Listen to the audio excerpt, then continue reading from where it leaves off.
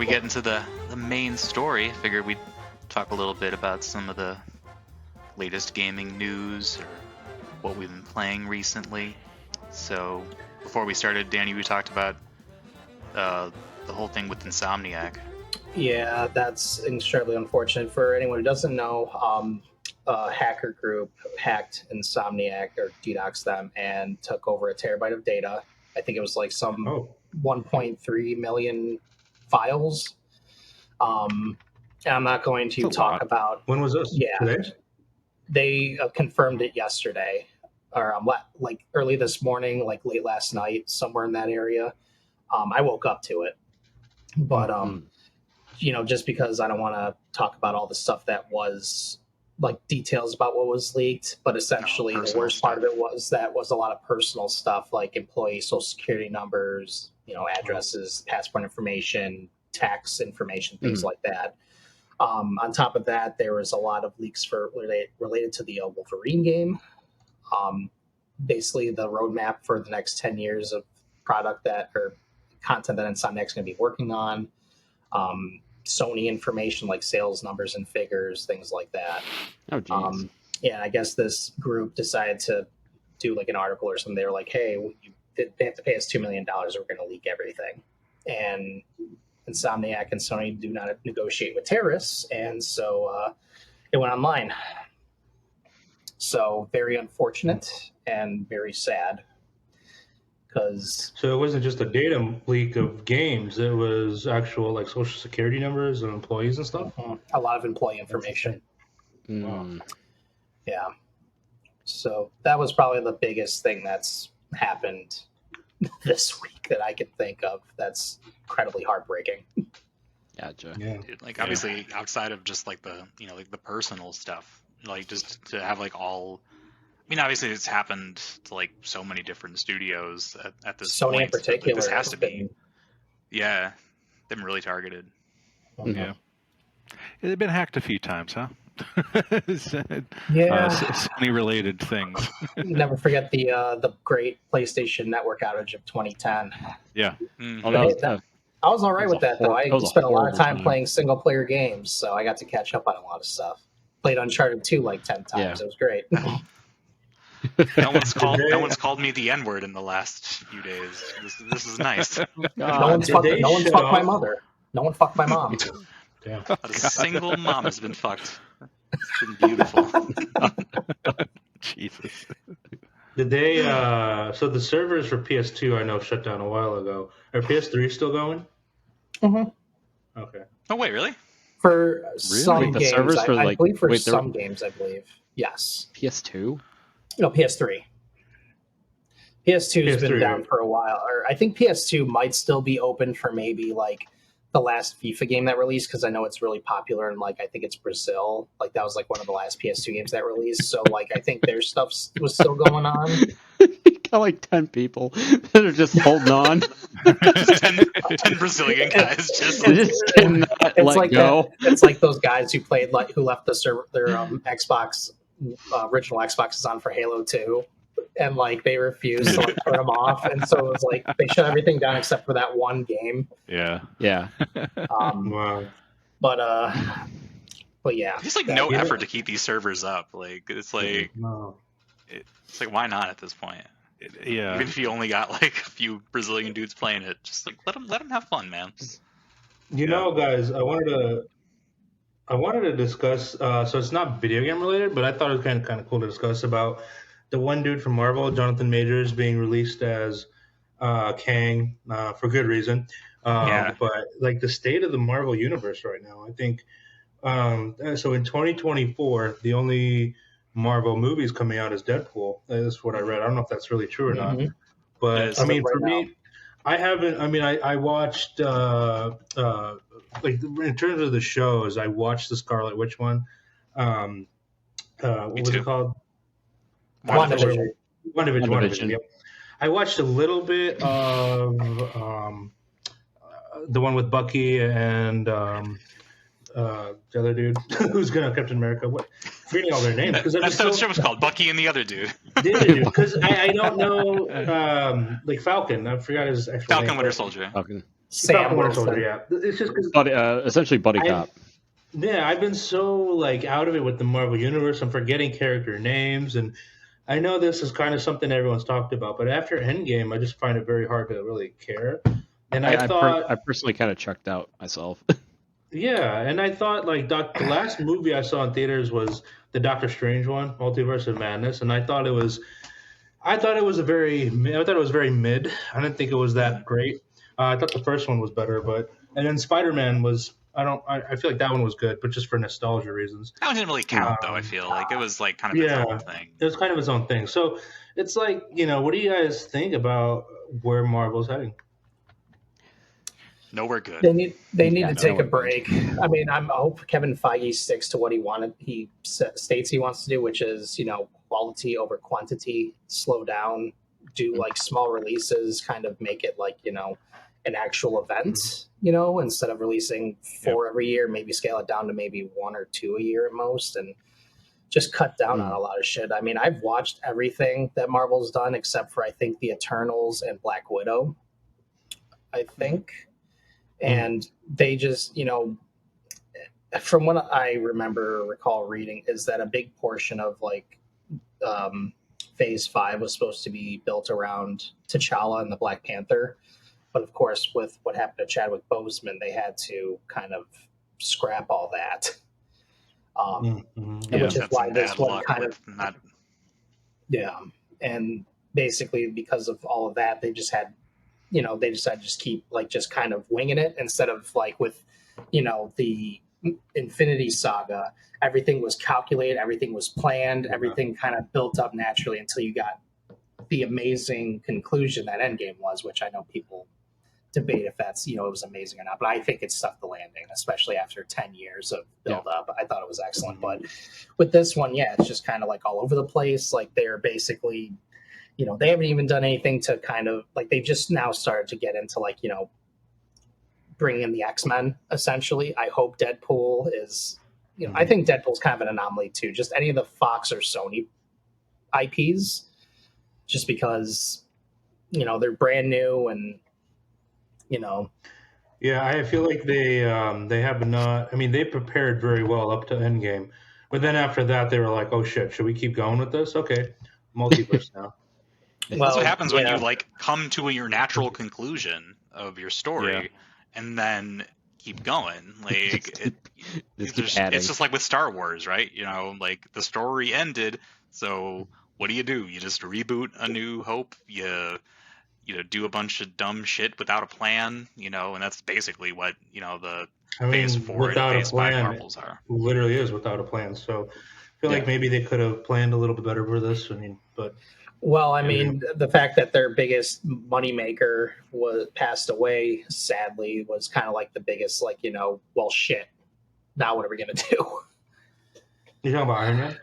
No, I'm talking about Black Panther. Chadwick Boseman. Oh, in real life. Like of the ones who were going to stick around. Like, And like, I think Black Panther was the highest grossing solo of all the Marvel movies, I believe. And like I said, I could have been wrong or like misremember what I read, but like he was supposed to be like a huge centerpiece for like the next phase or two. And I thought he could have easily carried it. Like Chadwick Boseman was phenomenal. So I think he could have easily did some great work. I mean, he was even pretty cool in the What If series that they did. But yeah, they're just a mess right now. They need to go back to canon or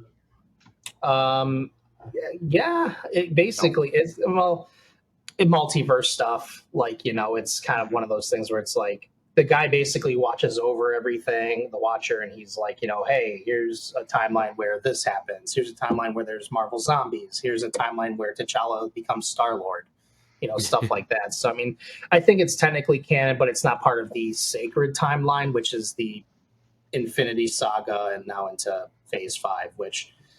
speaking of the sacred timeline, I finished Loki not too long ago, and that, Tom Hiddleston deserves a fucking award for, he's just such a great performer. And it was a great great show, great series. It ended strongly. It was beautiful. It was very beautiful.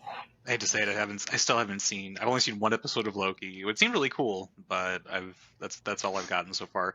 I've the only show I've watched in its entirety was WandaVision of the MCU shows, and of the movies recently, the only one I've seen in the last 2 years was Guardians 3, which was obviously really good, but again, didn't really feel like it was part of the MCU. It was kind of its own like separate Yeah. thing. I mean, that's Like the thing only about the Guardians movies is that they've all been like, with the exception of the first one where they kind of had them shoehorn in, like, hey, throw in Thanos, throw in Infinity Stones and stuff as a way to Mhm. introduce that stuff to the Yeah. overall thing. But yeah, 2 and 3 were completely standalone, basically, and yeah, 3 was. I love 3. It's it's a movie that's very hard to watch though. Like you can't just like it's not gonna be easy to review that like over and over again. Like maybe the first one was because it's very dark. It's full of emotion and unless you enjoy watching animals get tortured and die, like I mean, then it's probably great. yeah, I'm sure you'd love it. Or watching a guy get his face ripped off. What I want to know is how much time would I need to actually sit down and watch everything from the last basically 5 years? Too much time, like way Yeah. too much time. I'm so far behind on everything. I am too. I I also don't think it's worth catching up at this point. Like, I checked out like Cherry pick the stuff. Like I 3 could, years ago, the and shows. I Watch like I don't know, watch Loki, watch like maybe a couple episodes of Falcon the Winter Soldier, watch like the final couple episodes of like Hawkeye or whatever. So, let's see what I watch. Falcon Winter Soldier, I watched all the way through, and I watched WandaVision all the way through. Those were the last two, like, not Marvel movies that I've watched, or like Marvel properties. that's the way for a lot of people right now. I just feel like they were putting like one series out after another, and I just couldn't keep up. Well, I mean, when they all came out, it was during COVID, so like I guess I can kind of understand that mentality. Like, give people stuff to watch when we're all stuck inside looking for something to do. But like now that that's over, take it, slow it down. Yeah. That's what they're trying to do with Deadpool 3, because that being the only MCU movie to come out in a single year. Like, aside from 2020, which, that's a lost year, basically. Like, they haven't done that, like, since, I don't even know when, like, 2010? Like, was, like, the last time? Maybe the first Iron Man. Like, yeah. The first Iron Man, I think, like, maybe a year later, I think it was when it all came under Disney, because, like, we had Iron Man, and then there was the Incredible Hulk, which like came out under a different studio because it was Paramount and then Universal, and then Paramount did Iron Man 2, and then there was Paramount with Captain America, then Thor, and then the Avengers came out, which still had Paramount on it, but that was when it was officially purchased by Disney. And once that happened, that's when we started to get just that's when the train started rolling. Yeah. Mm-hmm. Yeah. It's the since Iron Man started, it's like this Marvel machine. It's been like one of the most unstoppable forces in like cinema history, and I think honestly it's the that like aura of like invincibility, like this could go on forever, like it's really starting to show its wear and tear, because the audiences are fatigued, I think. The growth of the genre has begun to stagnate really hard, and now the studios are like, well, we made plans until 2032 and for this series and stuff like that, because this is making money and we're gonna milk this as much as we can because we don't have anything else. Now they have video game movies. Like, Nothing in the chamber. yeah, like it's incredible. But ultimately, I think it's just audiences are fatigued. I mean, I'm one of them. I checked out. Yep. Honestly, I will say I checked out about 10 years ago. Marvel. Marvel is what people are most fatigued on, because like obviously people still love Guardians of the Galaxy was like I don't want to say a fluke, but that was like like you said, Joe, kind of separate. But like the Batman, for instance, that was very well received. Aside from the Batman, nothing DC's put out in the last 5 years has been close to a hit. Like Shazam was pretty. I think Shazam was probably the closest. Like Shazam, the first one. The first one, but nothing in like at least the last 3 years. Wonder like, Woman was pretty good too. The first one. The first Wonder Woman. Yeah, it was 2017 though. At this point, the last 3 years, I don't. I will go to bat for the Snyder cut of the Justice League. I will absolutely go to bat. I did too. If I get 4 hours of I didn't at first. When I watched it, I was like kind of cynical and like kind of angry at the time. I was like, this is just like what they did with the Ultimate Edition of Batman versus Superman. It's like the same stupid shit. They just kind of filled in some of the blanks, like some like the plot holes or whatever. But then I grew to really appreciate it. I was like, this movie is actually very, very, very good. Or this movie, whatever you want to call it. It's 4 parts, so you can call it a short series or whatever. But I loved it. Yeah. I thought it was great. Yeah. I'll check it out one day. But yeah, like with Jonathan Majors, like obviously Disney couldn't have planned that, like for this sort of thing to happen, that this dude would turn out to be a total scumbag. Oh, if they did plan it, that'd be so. Yeah. They were like, we really want. He's a real method actor. He's a scumbag on screen. He's a scumbag in real life. We really want Will Smith in this role. He just fits Disney. What did he do? He beat his girlfriend. Assaulted his girlfriend. Abuse, Oh, yeah, assault. Yeah, I think he was like guilty too. Like they proved that he was. Well, right, so it was really weird. Guilty, like they said something where like something he wasn't guilty of, and they confirmed that, but they still confirmed something happened there was an altercation with his girlfriend. He was found guilty of assaulting his former girlfriend. Oh, jeez. Okay. Former, The good thing with Kang is though you can replace him and not even draw attention to the fact that he looks different. Yeah, that's a good point. Yep. Just bring Terrence Howard back. Bring it full circle. He got recast in the first Iron Man. Now he's King the Conqueror. Someone said they should get Denzel Washington. I'm like, well, that would be really, really good. He's too old, and I doubt he would do it. But his son. They also said his son. Yeah, his son. Yeah, John David. Yeah. He'd be great. He's a really good actor. Yes. So. Or Ryan Gosling. Ryan Gosling. They were like, "Oh, Ryan Gosling should be the White Panther," something stupid. So now Ryan Gosling can finally fill a black man's role in Marvel. No. Chris Pratt can be Kang. Yeah. You know what they might do? I hope they don't bring back Robert Downey Jr. and have him be a variant of Kang that takes over. They won't. Weird. They won't. I will. The one thing I was hoping for that they would do in Multiverse of Madness is there's a long time ago they were thinking of Tom Cruise playing Iron Man. I was thinking it'd be cool if they brought him as like the version of Iron Man that like goes completely insane and like basically sells these nanobots to people for a subscription service. It's like it'll keep you completely healthy and like fit and everything. But or he becomes Ultron and stuff. I think that'd be cool. Yeah, he goes super crazy and just like very awful. I thought that would have been cool, but that obviously didn't happen. Yeah. But they don't make cool movies anymore, so not allowed to. Not allowed to have original thoughts.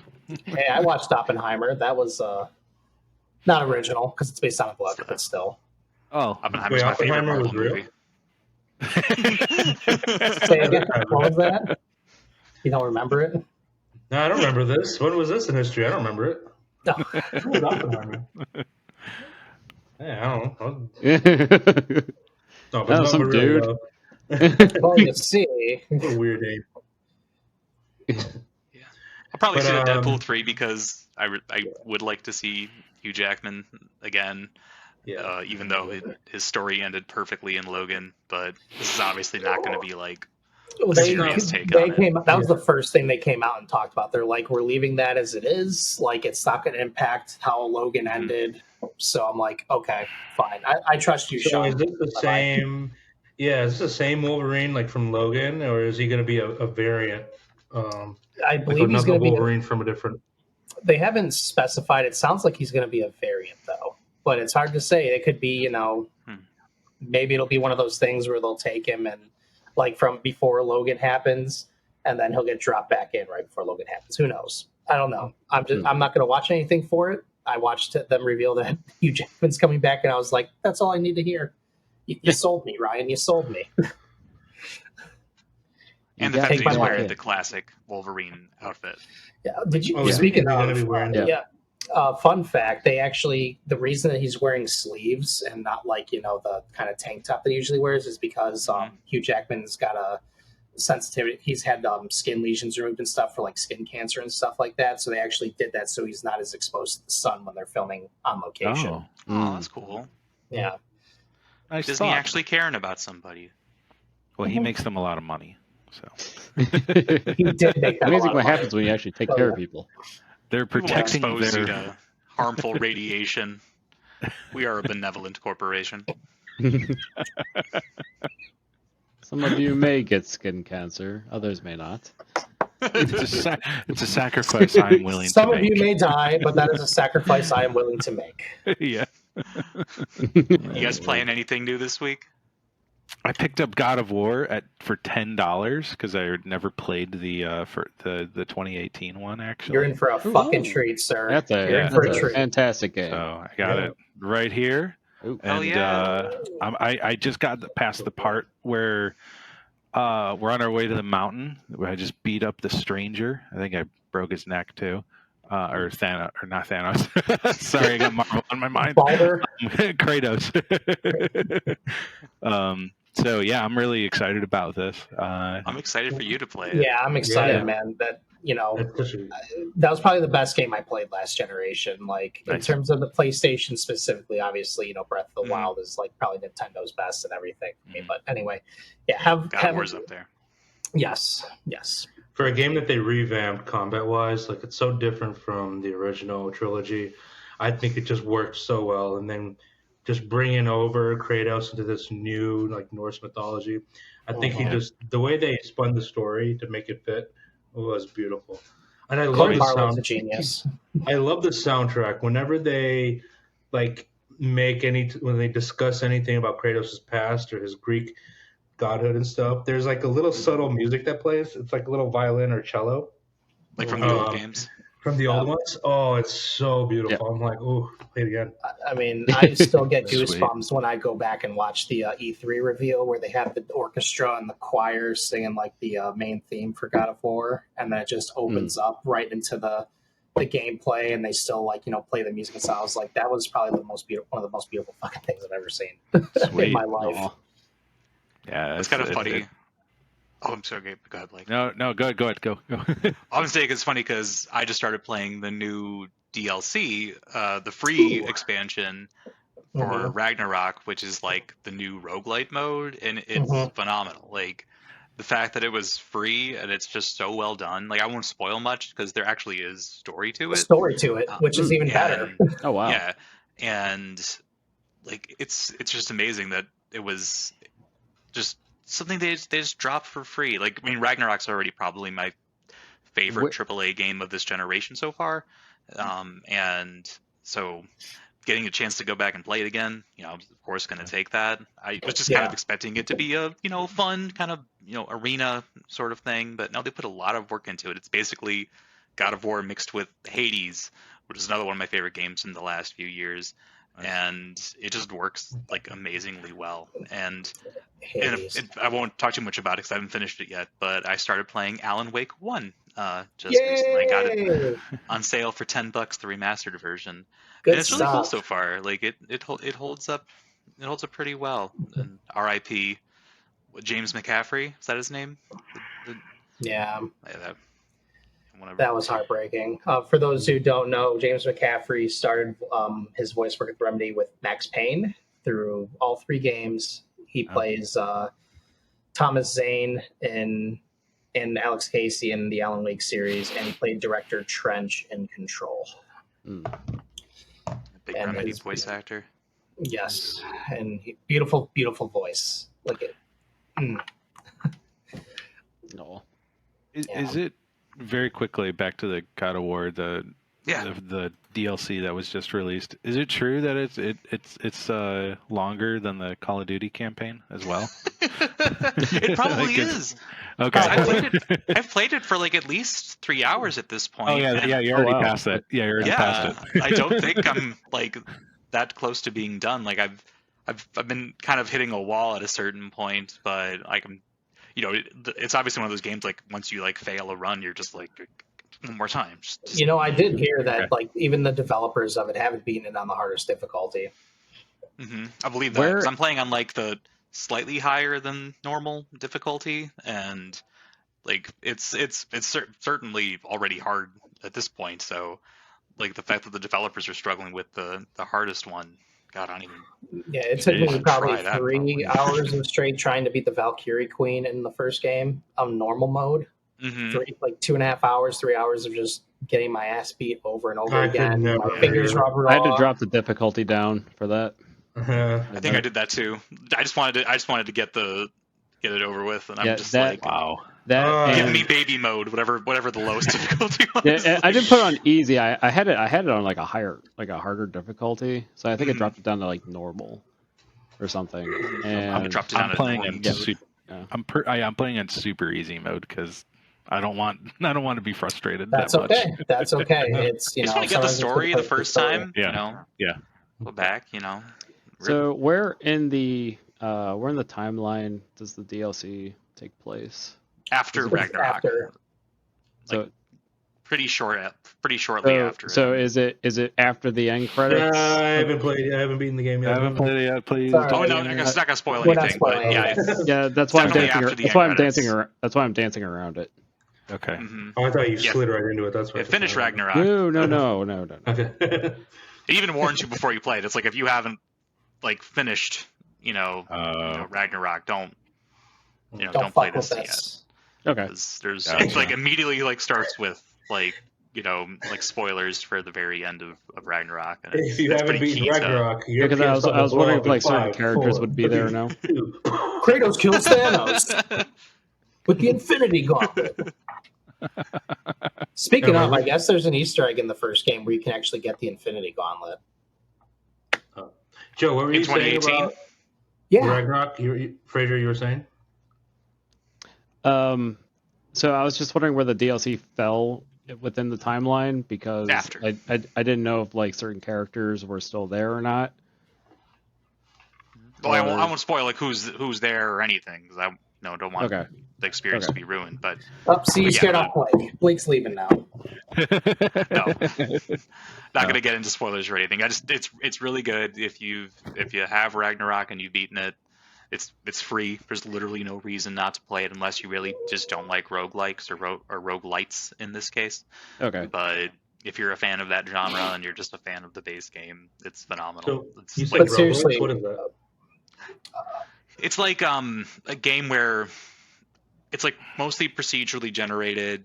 You like keep going until you die, and then when you do die, you like start at the very beginning again. If you ever played like Hades or Dead Cells are two pretty popular examples. Mhm. Binding of Isaac. Yeah, Binding of Isaac. So this is mostly an indie genre for the most part, but there have been a few AAA ones like Returnal. And Returnal. Mm. Yeah, I played Returnal. so yeah, this is like one of the first like big AAA games outside of Returnal that have really attempted There's this. no save or checkpoint. You just start right at the beginning. So there's a split in the genres. There's roguelikes, which is Likes, and roguelites, like Lites. So a roguelike is like you start from scratch. Like every time you die, like everything is done.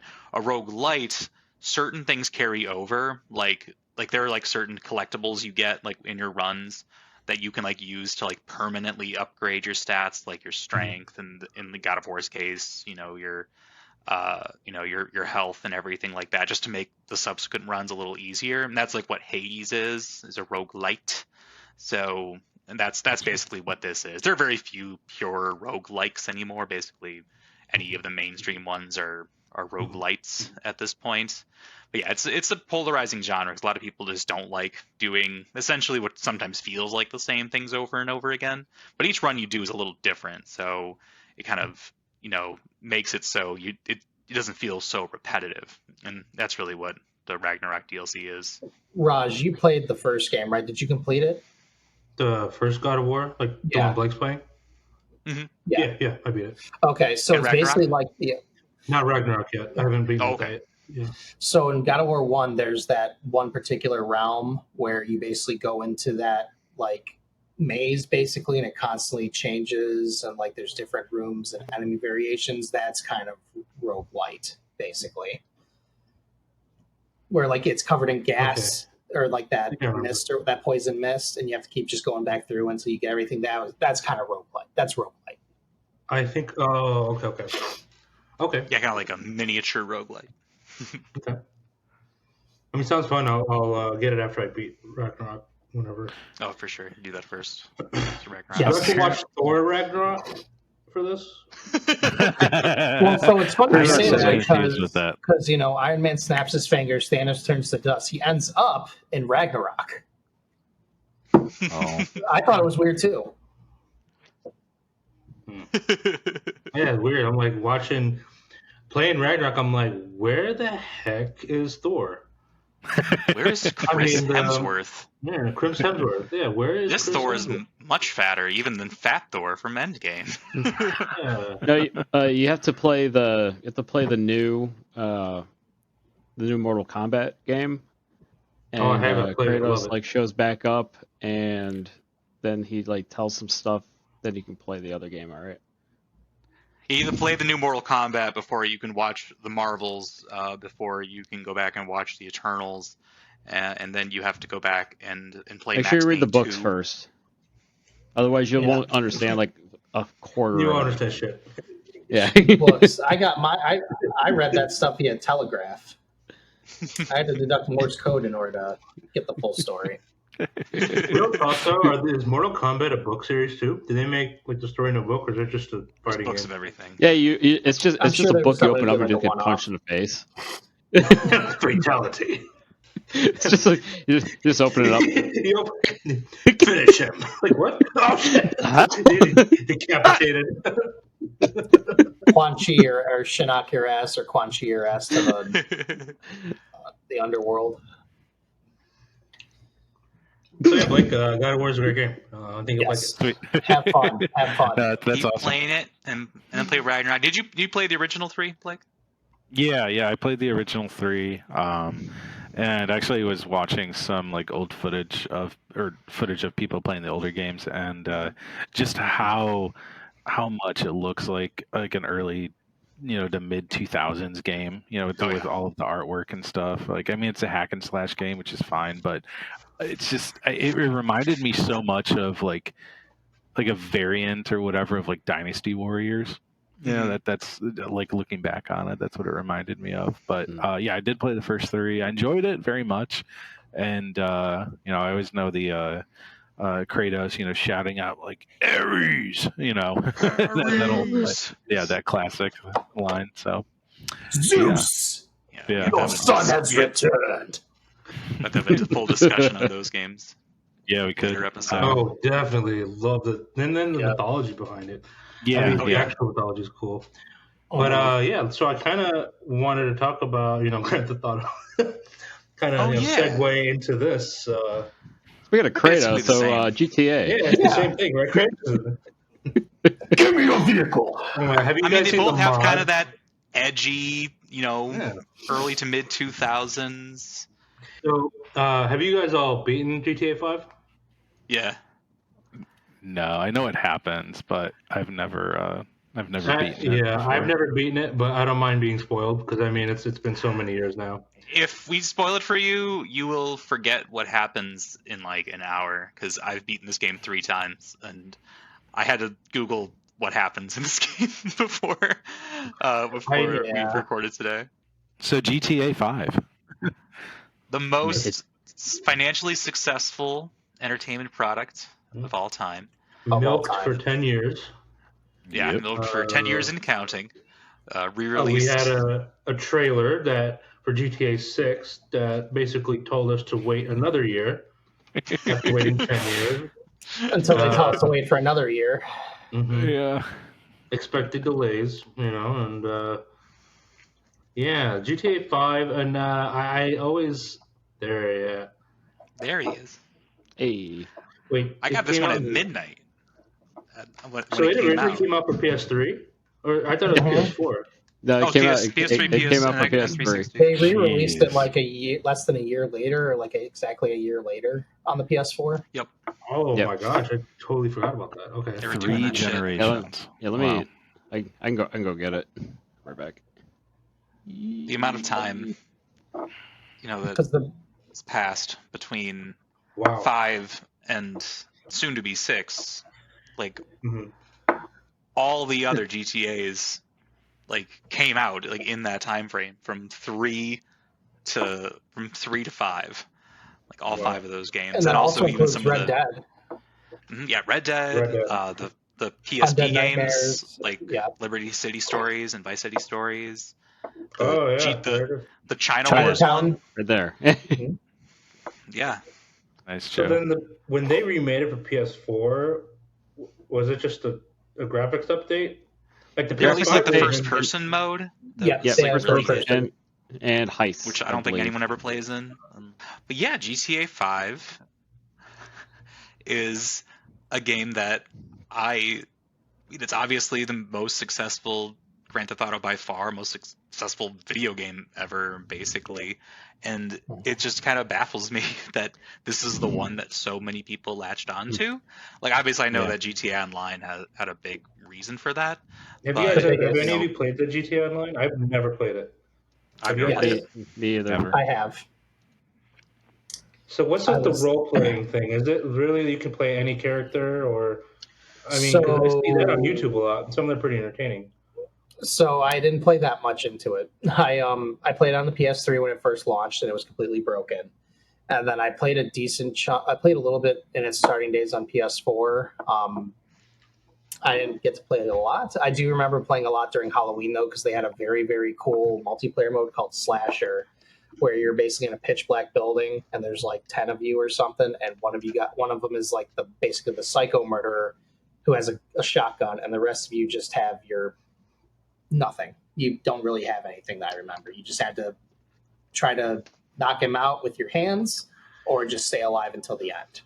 And it was very atmospheric. It was very cool. That's literally the only like major like thing that I played that wasn't like the regular stuff that you do in like the open world. Like I think I did a couple heists too, because that's the big reason I liked 5 is because I'm a big heist person. I love movie heists and all that fun stuff. So How did that? even though I didn't How did that work? the heist. So basically, well, first off, someone had to have they had to own like a giant like a base, basically. Like you couldn't just be like a dinky shack or whatever. You had to have like an actual upscale like base of operations where you can basically get your crew together. Or if you didn't have a crew, I think it had RNG, so you can pull someone in. But then you just go through like the different portions of a heist, whatever that would be. Like go to this place, do this, then go, maybe have this person go here, one person goes here, a team of people go here, etc. And just you got money and reputation points from it. Okay. It was neat. I remember getting at one of those high places, like, yeah, we're gonna do some heists, and like then no one really played with me. Is it So worth playing for 10 years without well, any new games coming out in the meantime?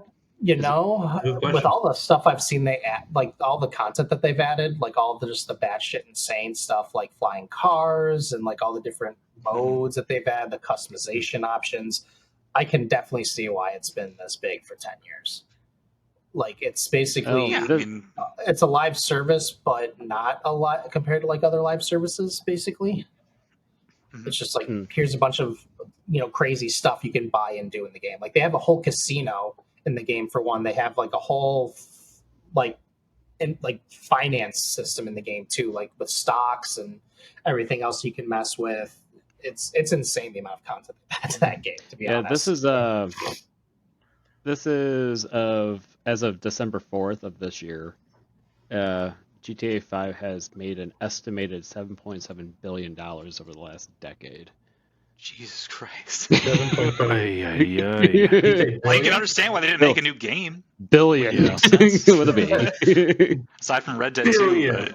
but Enunciate And- that B. Damn. Profits, And- all and- profits. Yeah. And the guy at the top says that he wants to charge people by the hour for By using the- their online servers. Uh-huh. By Oh, the he's the hour. the guy who said that is the guy who made GTA or the CEO of He's Sure the it was. CEO of Rockstar Take-Two. Take Yeah. Two. Because Sam Houser is like the main head of like Rockstar and the brains behind Grand Theft Auto from like 3 until I think it was 5 or like right before 5 because I think he left. I think he just left Yeah. after Red Dead 2. Yeah, I think you're right. Oh. Somewhere Todd Howard's like, Skyrim. What can I do? GTA 5 is like the new Skyrim at this point, though. Like, it Yeah. really is. It's the Well, game that, I that mean- won't die, and Resident Evil 4 won't. that's true. But Resident Evil 4 is actually really good, Yeah. and GTA 5 is not a bad game. It's a good game. No, yeah. But None of it's- the Rockstar games are bad. Like It's a at all. forgettable game, and I think that's its Yeah. biggest. It's its biggest sin. Like everything about it, from its characters, its story, especially its music. Like I was talking to you guys earlier. Like gun to your head. Like name 5 songs that you know are from the GTA 5 soundtrack. Just pull the bullet. I don't know. Or pull the Yes. trigger. I don't know. I couldn't tell you, honestly. Still, dead. still Dre. Still Dre's in it. I do know that. But you don't. But when you hear Still Dre, you don't like think of GTA Grand Theft 5. Like Auto. when you hear like Dance Hall Days, you think of Vice City. Like when you hear Video Welcome to killed the the radio Jungle, star. you think of Vice City. Yeah. You think of San Andreas when you hear like Welcome to the Jungle. You know, there's like so many game like songs, and like even GTA 3 with its like way lower tier music selection. Like if you hear like some of the songs from GTA 3, like "Love These Days They Pass You By If You Don't Change," like all those like Z tier songs that they could afford at the time, just like stick with you more than basically anything from 5. Like they just didn't do enough to cultivate a track list that like fit the mood. And I know it was kind of at a disadvantage because like Vice City and San Andreas, they had the advantages of being set in like the 80s and the 90s, so they like had those time frames. But they still could have done a little bit more to like make the soundtrack fit the mood. Like I looked up some of the songs like just to see if I could remember, and like I just didn't remember any of these songs being in the game. I'm like, fucking I want it that way. ADHD by Kendrick. I would be better than half the picks like from 5. And it's not that they're bad songs individually. There's a lot of really great songs in it, but just none of them really. They're so disparate and like spread out that you just like don't really connect. And I think that translates both to the characters and the story too of 5, which I think is obviously it probably has technically a better story and better like voice acting and everything than 3, but I still remember elements of 3. And 5 is the one I played the most recently. Like I played that game like this past summer. I rented it for the PS5 version and played it all the way through.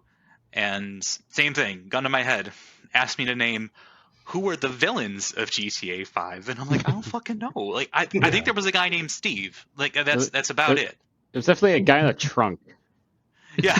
At the end. There were like 4 villains in 5. And I don't remember a single fucking one of them. And I remember every villain from the previous games. Like I remember all the villains from 4, obviously Tenpenny from San Andreas, but just from 5, it's like a blank slate. Like the only like I remember the main characters, and obviously we can talk about them because I have feelings about each of them. Is it because it's set in like such a modern setting?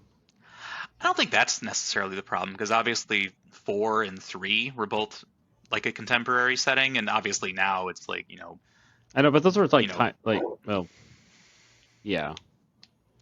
So like with 4, it had like obviously a very specific mood, a very specific atmosphere, which we'll obviously get to when we talk more about it. But like with 5, I think it was just too scattershot. It was too all over the place. Like 5 really felt like a reaction to 4. Like people thought 4 was too dour, it was too serious, it didn't like capture the zaniness and the satire of The like the spirit. PS2 games.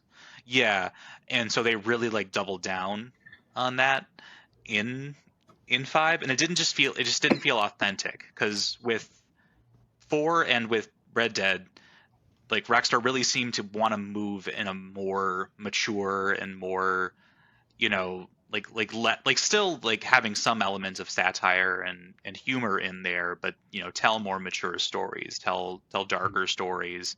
And obviously GTA 5 is dark, but it's the furthest thing from mature. And I'd say it's more Looney Tunes type of dark. yeah, With some of it's the it's like a thematic Looney element. Tunes. Yeah. It's You like know, the speaking fucking of, yeah, sorry, Roger. I was just saying. Speaking of Red Dead, though, I just wanted to quickly say, how much has Red Dead made compared to GTA 5? Almost nothing, Probably not. probably. I mean, Like, Red Dead 2 is one of the best-selling games of all time, but you know, Yeah. without GTA Online, I mean, there was Red Dead Online, but it Mhm. wasn't nearly as people successful. were way more That pissed didn't about take that, off at all, though. right? It's had Not to have made at really. least a couple billion, though. I mean, it was. It probably did make some, but I seem to remember just the monetization in that particular like online for Red Dead was like extremely predatory. Like the amount of stuff you had to do to like earn money and gold and stuff like that was really, really like Mhm. a lot. You had to spend a lot of time to try to do that. And now, given this was really early on, I didn't get to play much of Red Dead 2 online, but I just remember that people were not really happy with it when it first released. Hmm.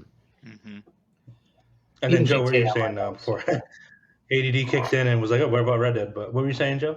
About Oh, I mean, I was just basically saying how with 5, you know, they really just tried so hard to make it, you know, less serious and more colorful, which I appreciated that aspect of things, because obviously visually it's a huge step up from even 4, which still looked good for its time, but is obviously it had the fucking color palette of like a gas station puddle in the rain.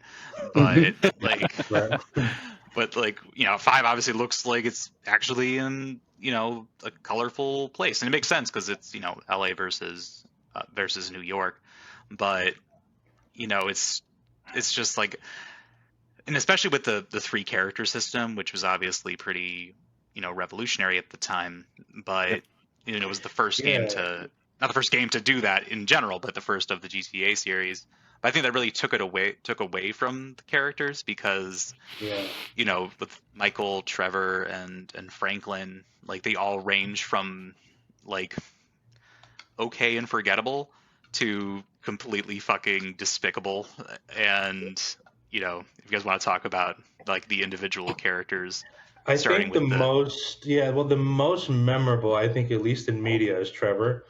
yeah, he's the most being memorable. Yeah, Stephen with, Ogg with is a cool man. yeah. And honestly, I mean, I played a good amount of the game, just not advancing the story as much. But like with Trevor is the only one that I really remember in terms of being at least kind of funny and memorable.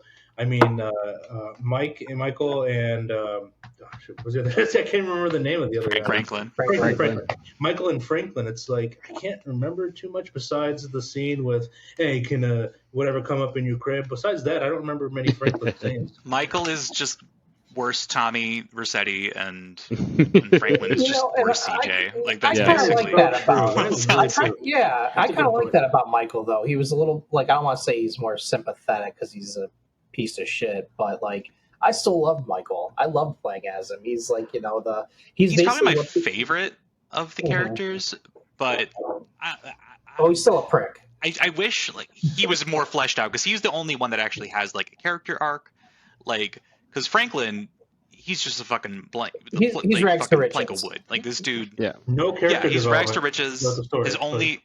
His story is just he wants money, and it's weird too, because you had Lamar right there. Like, why couldn't Lamar have been the third character? Like, he was so much more entertaining. I think because with Franklin, he's kind of like the person. Like, he's maybe kind of like a proxy to the player. Like, he's kind of like the, he's like the straight man kind of. Yes, he is definitely the straight guy. He's the one that's like, when he's like seeing Trevor do some weird shit, like taking shits behind a dumpster, or whatever, he's like, "Yo, what the fuck?" Because he's basically voicing what we're Yeah. thinking as players. Yeah. So that's why I kind of Mhm. liked him. Like, I love Michael though, just because he's.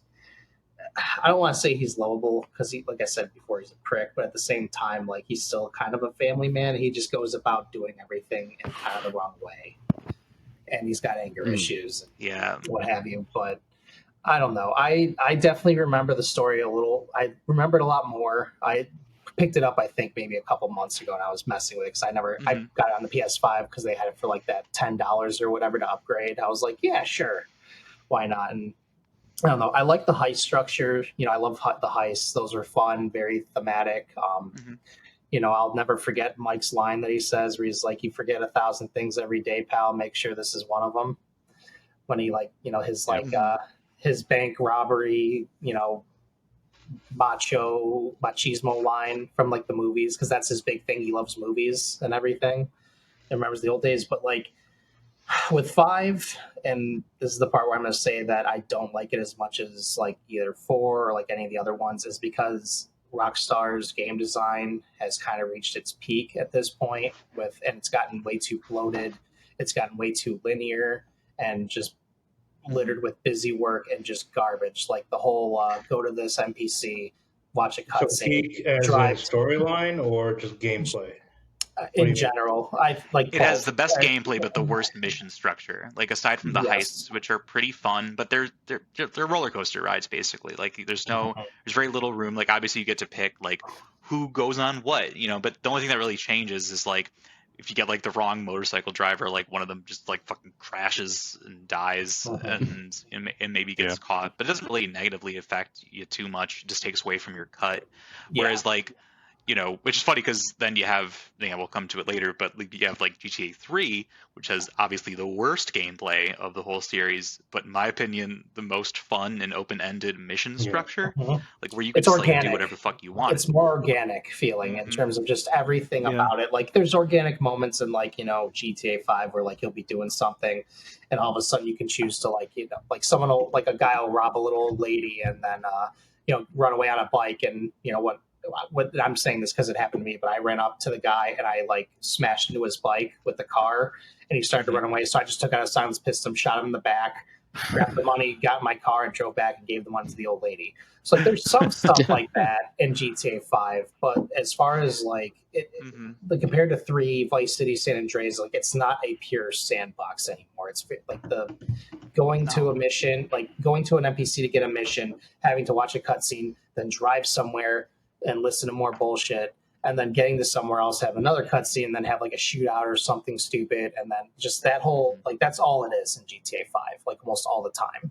It's NPC, drive, cutscene, drive, whatever. It's old, it's boring, and I hope 6 goes back to like a pure like sandbox style like the originals do. Yeah, I think it might because like so many like more recent open world games have like given people that freedom, like Breath of the Wild or Elden Ring, and obviously they're very different types of games. But I think they've probably seen the feedback, and obviously 5 has made them like a ton of money, but I don't think it like inspires the same like passion that like some of the older games did, and I Even think Red Dead that's Redemption a big 2 reason was why similar to too. that. Yeah, and I think Red Dead Redemption was similar, and I think even in more ways worse because it's not like in GTA where you can get in like a really fast car or like a motorcycle or a blimp or a jet fighter or a helicopter. You literally only have a horse and carriage, and like their attempt to keep things like even more grounded and mature, they basically took away a lot of control from the player because everything it feels like a lot of the game's just on rails. Like I love Red Dead Redemption 2 to death, but I don't think I could play through it again. Mostly for its story and characters and world and stuff like that. But, absolutely, yeah, the gameplay is not good. It's not a good game. Yeah, in at least and in you that sense. you figure with like 5 and Red Dead Redemption, they would have made the gunplay or something a little more less formulaic and like just kind of like whatever, because like they did Max Payne 3, and Max Payne 3 had some really awesome like just physics and gun shooting mechanics and everything like that, and they brought some like of those like kind of I guess efficiencies if you want to call them to those games, but it's so like, I'm getting the physics is just. I hate when you're running somewhere and you stop and they still take like 10 more steps before they come to that stop. So you have to turn around and it's just this constant, like you're knocking into everything. I get the whole realism thing. And I guess this is more related to Red Dead Redemption 2, so I'll stop talking about it. But in any case, I hope with GTA 6 they open up everything Talk about a the little Red more. Dead games another time. Yeah. Mm-hmm. I hope they open up things. It's relevant because, obviously Red Dead 2. I really hope they take some of the more the elements of gameplay and mission structure again more from some of the older games where you did have some of that freedom. So I miss being able to like in GTA 3 where it's like you have to like go through into this part in Chinatown and like just kill this guy here, and like if you like try to go in with like your handgun or anything like that, you just like get fucking wasted because the controls suck.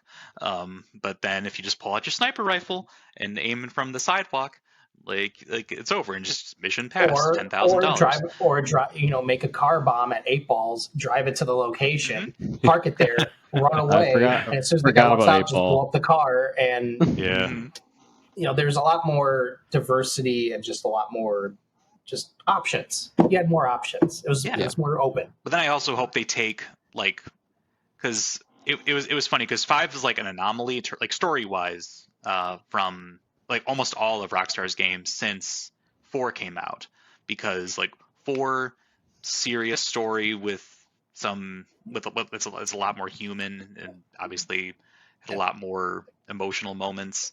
Probably Red Dead 1, Red Dead 2, obviously especially is just like such a good-hearted game, and then you have 5, which is just like, so just horrific and despicable. And that's why I wanted to talk a little bit more about Trevor, because a lot of people really love Trevor, and a lot of people really really hate him, and I kind of fall more on the hate side because like people always say like Trevor's like he's like the first character who like actually feels like a GTA, like when you're doing your like 6-star wanted level killing streaks, like he's the one that would be doing it. It wouldn't be CJ and it wouldn't be Nico. It'd be this guy.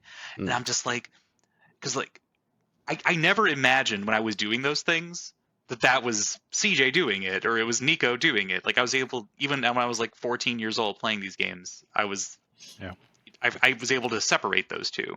And then when you have like Trevor, who is like literally worse than the villains of the game and is like worse than like fucking like Micah from Red Dead 2. Like this guy is like the first thing you see him do outside of the main mission is kill one of the main characters. Yeah, Johnny from GTA 4. And it's just like this really sad and like not funny at all scene. It's just like really gross. Like I don't know. Like I've never understood the hype behind Trevor. Like I can get behind a character who's like despicable and all these things, but I don't know. Something about him just always gave me the heebie-jeebies. Yeah. I won't lie. I did laugh my ass off when he did kill Johnny. He went up to the Lost Bikers gang and he's like, "Let me see if I can find him." And he's like, "Hello," and he picks off that piece of like brain off of his shoe. I kind of got a good kick out of that. It was terrible, but I did laugh at that. As well as when he's taking a shit behind that dumpster and Mike comes up to him, he's like, "What are you doing?" He's like, "Oh, nothing." He's like, "Are you taking a dump?" He's a Looney Tunes character. Like, I got kind of tired of when you would switch over Trevor and just seeing his shenanigans. I'm like, okay, we get it. You're some grimy fucking, like, it's funny the first time, but then it's just like, come on, man. Well, say what you will about him. He does, at least care about his quote unquote family for the most part. He does care about Mike and his kids. Like, I mean, he literally, he finds out that Michael's daughter is going on that TV show and she's gonna embarrass herself. So he's like, "We gotta go get her out of there." And he drives down there and, in order to save her dignity. The other thing I thought was funny is the fact that of all of Rockstar's recent games, like all of them since 4, literally, unless there's like one that came out and I missed, like they've all had like tragic endings for the characters. And obviously there's the bad endings of 5, where you have to either kill Michael or kill Trevor's belated spoiler alert, if you haven't played this 10-year-old game.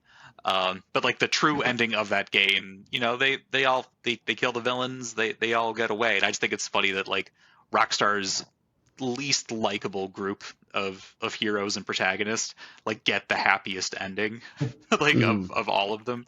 And I just always found that to be, and again, it kind of fits the tone with the game. Yeah. It's not a dark and dour game. The And that's fine. Like Cowboys some get people to prefer the that. Cowboys right off into the sunset. Yeah. Was that always the ending, sort of or did thing. they change it? What was the question, Rash? Was that always the ending, or did they like kind of change it where they all live? Just No, to set it up? ever since day one, there was always Yeah. 3 endings. Yeah, the A, B, two or C. bad endings and the true ending. Mm-hmm. Yeah, the over the topness of Trevor got to me after a while. I mean, we kind of discussed it a little bit ago, but it was just okay, dude, I get it. You do these things, and like He's a Rosh wild said, and crazy guy. Like, yeah. What do you guys you think fuck about skills. the torture scene? Oh yeah, I figured we had to talk about that. Yeah, I was just edgelord shit. That's all I feel about it. Edgelord shit. I thought, okay, yeah, you're playing as Trevor. You have to make the decisions, by choosing which weapon and stuff like that. But I thought, all right, I mean, it's like, did you guys like try to convince us that this is supposed to be some sort of moral thing in the game? Like, come on. Yeah, they really tried to have their cake and eat it too. Yeah, it's like this is not. No, you're not. No. Or they're no, just showing you like this is what not to do. You should. I mean, that's the whole kind of anything with Grand Theft Auto, because everything's such a huge satire. It's like, don't do it. If you see something in a Grand Theft Auto game, just don't do that. Don't do it. Right. Was this later in the game, or the torture scene? What are you guys talking about? I don't think I remember this, or I got to The torture scene in I think 5 you had. is like, I think you had an option to not do it if you didn't want to. Well, Did you? No, you have to do it, but I think that you can choose on how like hard you go into it, because like there's a whole thing where like you can, if you end up stopping the guy's heart or something, you have to like bring him back or whatever. So if like you can choose to, I don't know. I can't remember too much about this. I think that was like one of the last things I was about to get to before I stopped my most recent playthrough. But yeah, it's like it's too central to the story, boring so you have to do be it. to be offensive to me. Like it's like I said, it's trying so hard to push the envelope, and like in the end, like Trevor like has like a weird little anti-torture speech, and I'm just like, you can't do that. You can't just like have this torture scene and try to use that. To, Hey, like, he was saying it throw in- ironically. Yeah, it was so cringy, and like there's a way to like get your point across in a game, and still do it in a way that's obviously shocking and violent. Like I know we just shit on Call of Duty not too long ago, but I think the no Russian scene from Modern Warfare 2 is a really good example of how you can do that, because it kind of gives you the option to not kill anybody. But in this one, it's just violence for the sake of violence. It's just all shock, no awe. It's just the way I feel about it. And that's just kind of Trevor to me in a nutshell. It's just how I feel about him. He's just there's no way to connect to him, and you're not. I guess you're not really supposed to, but he's kind of a microcosm then too of GTA 5 itself. He's pretty emblematic of the whole experience, I feel. Yeah, the thing with Trevor, like, yeah, he's become like the standout character. Mm-hmm. It's like not necessarily Rockstar, but like just from like talking to other people about the game and playing you're playing the game with other people in the room. It's like you're supposed to sort of relate to the character in some way because he's put up on this pedestal, but it's not like it's like, no, he's a piece of shit. Yeah. I'm not a piece of shit, or at least I don't think I am. The last time I played, I chose the one of the bad endings where you fucking kill Trevor. Set him on fire. That's a happier ending to me than the good ending. Yeah. That's considered the bad ending.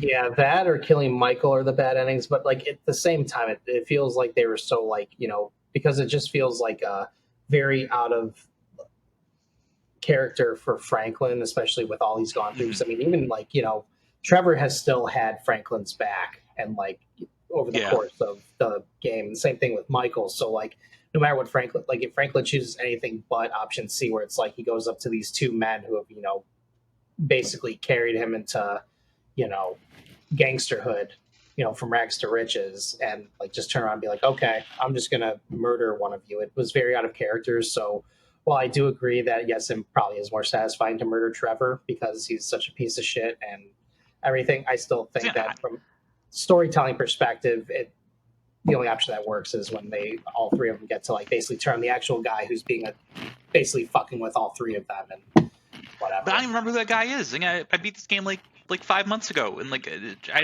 just remember Steve. Like I don't even know who Steve was. I just remember that was his name. Am I wrong? Was it Steve?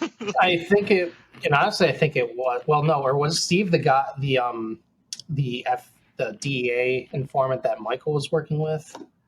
So that was the big thing too. I He's a think witness so. protection. Yeah, I don't remember the villain's motivations. I don't remember like how they die. Devin Weston. Devin Weston. Yep. I don't remember what he did. Yeah, he's the big billionaire who's like, you know, doing a bunch of illegal shit and whatever. And is he the one they dump in the ocean at the end? Yes, I believe so. Okay. Yeah, that's all I can remember of his character and what happens to him. What do you guys hope that they fix in GTA 6? Like the top three things in terms of story, character. Are you guys kind of happy, or you guys?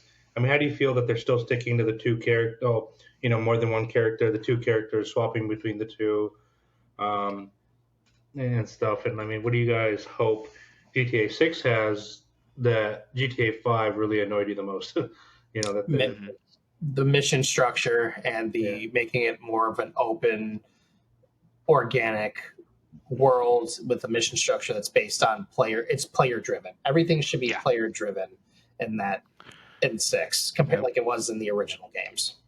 Yeah, I think that bring back the hidden packages. Bring back the hidden packages. Yeah. The yayo. This whole Bonnie and Clyde situation, like with the story, is just gonna make it inherently more like human and relatable because you Less have messy. like kind of like Hopefully. a fucked up love story, you know, at the center, which you know maybe it won't be as again dour as like 4, and they probably won't go in that direction, but they can strike a good balance between the zaniness of 5 and the well, I mean, they're in Florida, so tone. I mean, it's going to be more zany and crazy. Yeah, anything goes.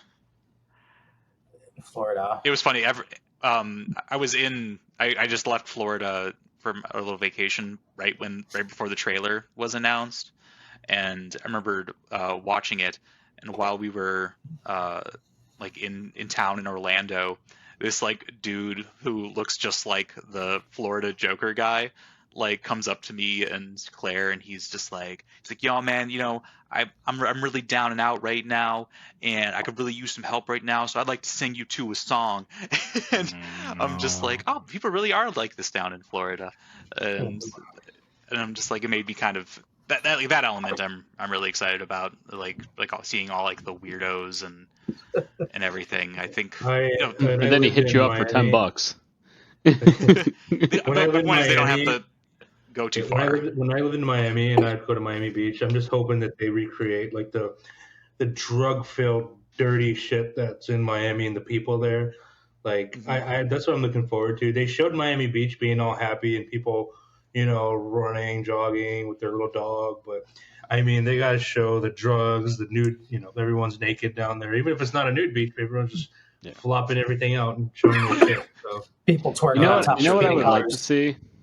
I'd like to see more of a like sim aspect of it. Like you can like simulation, where you could actually go and get a actual job at an establishment, or actually like you had the main story or whatever, but you can actually like live a life not necessarily pertaining to the events of the story inside of that city. So like you can become like like you want to work an 8-hour shift at the convenience store? Pulling on like what pulling on off of Raj over here is like yeah, what if you get like a job as like a trauma doctor at the Vice City Hospital, and you have to like patch up like Meth gangbangers and stuff, heads, like in meth heads. bath salts. The creator's like, damn, they're taking this game in a direction we did not intend. All right, well. I think that would actually be extremely appealing nowadays. To be able to like live, with everything with like like I know like the metaverse is kind of like this joke of a thing right now, but I could see an appeal where someone logs in, wants to do their thing, and if it's going to have that always online aspect, they could definitely have some kind of like monetary ties to it, similar to like Second Life or something. Um, and then you can just hop in a car and go do the main story missions. I feel like that would be really cool. Yeah, I mean, it wouldn't be my thing, but I mean, Mhm. I'm sure it'd be really, cool for a lot of people, and at least giving you the option to like Yeah. have that kind of Yeah. thing, along with having the. It's like, you yeah, know, the you main- could, yeah, it's like you could do the main story quests. You can get everything out of the game that you want, but if you want to actually like try to like live a life or something inside of there and like There are like obey, elements of that in like some yeah, of the older games, like like driving the taxi around, and obviously on a much smaller scale. But I could see Yeah. what you're going with that. Yeah. Like I could definitely see that. yeah, I feel like Especially with like how realistic they've made the world, and if it looks even half as good as the reveal trailer did. Yeah. Like, Well, they got the money behind it. It's not like with all these other ones, like we're going to scale back and cut the budget for this. No, Grand Theft Auto is like the biggest event of. It's the biggest event every time one comes out, and so I have a feeling that their budget is always going to be up on screen. There's not going to be any big scale backs like with graphics or whatever. But at the same time, a lot of those games, like even GTA 5, like it was still like a broken, kind of a janky mess when it first came out. That Grand Theft Auto Online was just completely broken when it first launched. So I mean, there could be, who knows what could happen? It could be one of those games where you need a bunch of patches and fixes before it's like smoothed out. Probably would. I'm waiting for the actual gameplay footage, like legit gameplay footage, which we'll get before maybe in a year or two. Right. And because all these opening trailers or these world premieres, they up the graphics and stuff, but then when the actual product comes out, you're like, wow, this looks a fourth good as the actual trailer did. Oh, this is laggy as shit, 20 frames per second. Like, what the fuck? So I don't know. We'll see. I mean, gameplay, graphics wise, I feel like I feel like Red Dead looked a lot better than GTA 5. Even the remake of GTA 5, or not the remake, the graphic update on the PS5 for GTA 5, and I feel like if they build off of the engine or the style of Red Dead and really up the graphics and at least level of detail wise, I think the game is going to do great. Yeah, some of the more like naturalistic looking aspects of it, like definitely felt a little bit more like Red Dead. Like, I'm really excited about seeing like alligators, like just out in the wild. Because I think that would be like the first time there were like animals in a GTA game that actually like impacted stuff. Like I think you could see them in like 5, like when you go you can get murdered by them in 5 too. Like if you're up in the hills, you get mauled by like a jaguar, not jaguar, like a coyote or a wildcat. Yeah, you can get straight up murdered by them. Oh, I never had that happen. Pretty cool. Yeah, I did. It was terrifying. I think it was actually with Trevor. I was right. I got killed by a cougar. That the best thing I ever had, and this is going back to Red Dead briefly, but I was playing online with my one buddy because he was the one I played online Red Dead with. But we were in a knife fight with each other. We were throwing knives at each other, and I caught him in the eye, and I was like, "Yeah." And the last thing he saw on his death screen was a bear charging up behind me before it murdered me. Any last thoughts on GTA 5 before we talk about it? The only thing I was going to say, because you guys are kind of going around, what you expect from like GTA 6, better character development. That'd be great. Make me want to care about.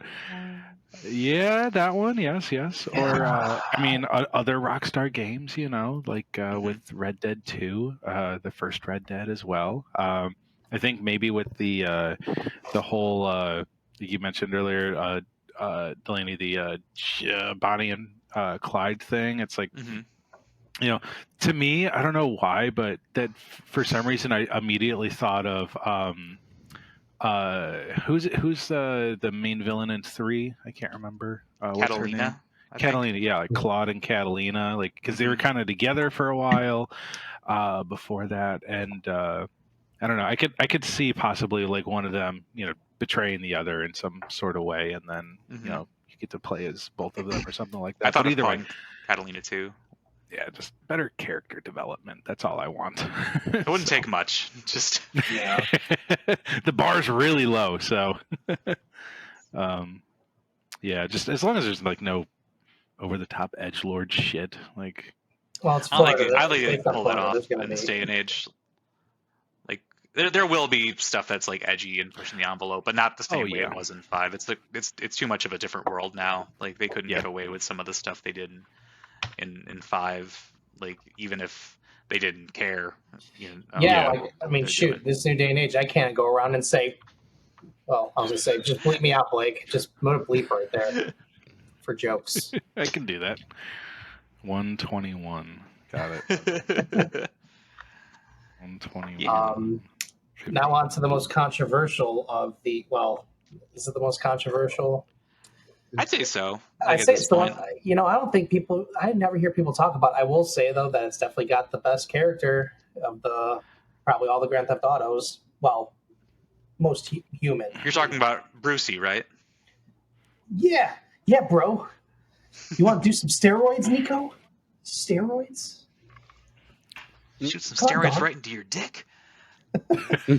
I gotta say, Grand Theft Auto 4 is probably the one I least played. Not that I didn't like it. It's just didn't it come out in that weird afterwards? There was that weird transition to like the next generation of consoles, or no? It was like one of the earlier. I thought it was PS3 games. It came out in 2008. And 360. Which I actually originally had a 360 version, but then my 360 red ringed twice, and I'm just like I'm done with this, and I just bought all the games I really liked again on PS3, including this definitive edition of GTA 4. And yeah, 4 is the one that like I don't think I played it the most, but it's definitely the one whose story I remember the most. And I mean it's because it has definitely the best story, and like you said, Dan, it has the best, you know, outside of, you know, if we're not counting Red Dead, probably the best Rockstar, you know, main protagonist with Nico. And obviously it wasn't for everybody because not a lot of people really vibed with a much more self-serious tone, but it still had a lot of humor, and it still had, you know, a lot of lighthearted moments, and it just had a lot more heart, and I think that's really, you know, what made it like stick around the most in my mind. Like even though it's obviously the one that Rockstar's, he's that incredibly tragic character. Like obviously he doesn't like die like a lot of the other Rockstar protagonists do, but you know you could say that the fate he has is even worse, which obviously we'll get to when we talk about the story and everything. You could, I mean, Danny and Blake, you guys have finished 4, right? Yeah, I finished 4. It's been a long time. Okay. But yeah. Mm-hmm. And Raj and Frage, you have not. You haven't even played it, right, Joe?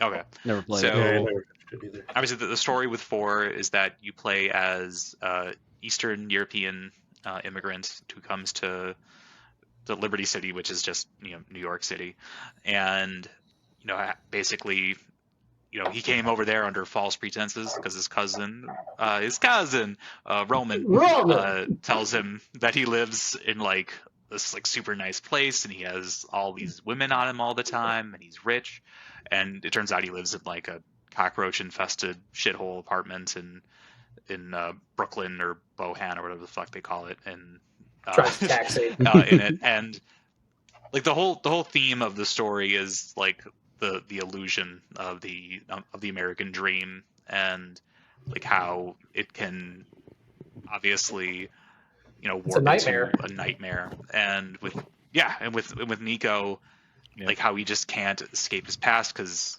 he's had also a tragic background. He was he fought in was the Balkans War. I don't think it was a real, maybe it was a real war, but and when he was in that war, there was a man in his unit who betrayed his unit to the enemy and got all of them killed except for Nico, who got out alive. And so part of his reason also for coming to America is to track this guy down because he's supposedly in Liberty City. But Nico quickly gets swept up again in the criminal underworld and faces his own betrayals here and again sees how things are just as bad, if not worse, than what he had back there.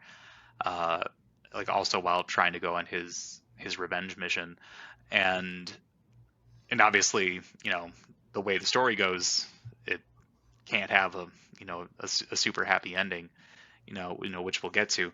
But yeah, 4 is, I don't know, like it really felt like when they made 4, like they really felt like they were trying to move away from some of the more silliness of the previous games, and that's where I think that's where they wanted to stay.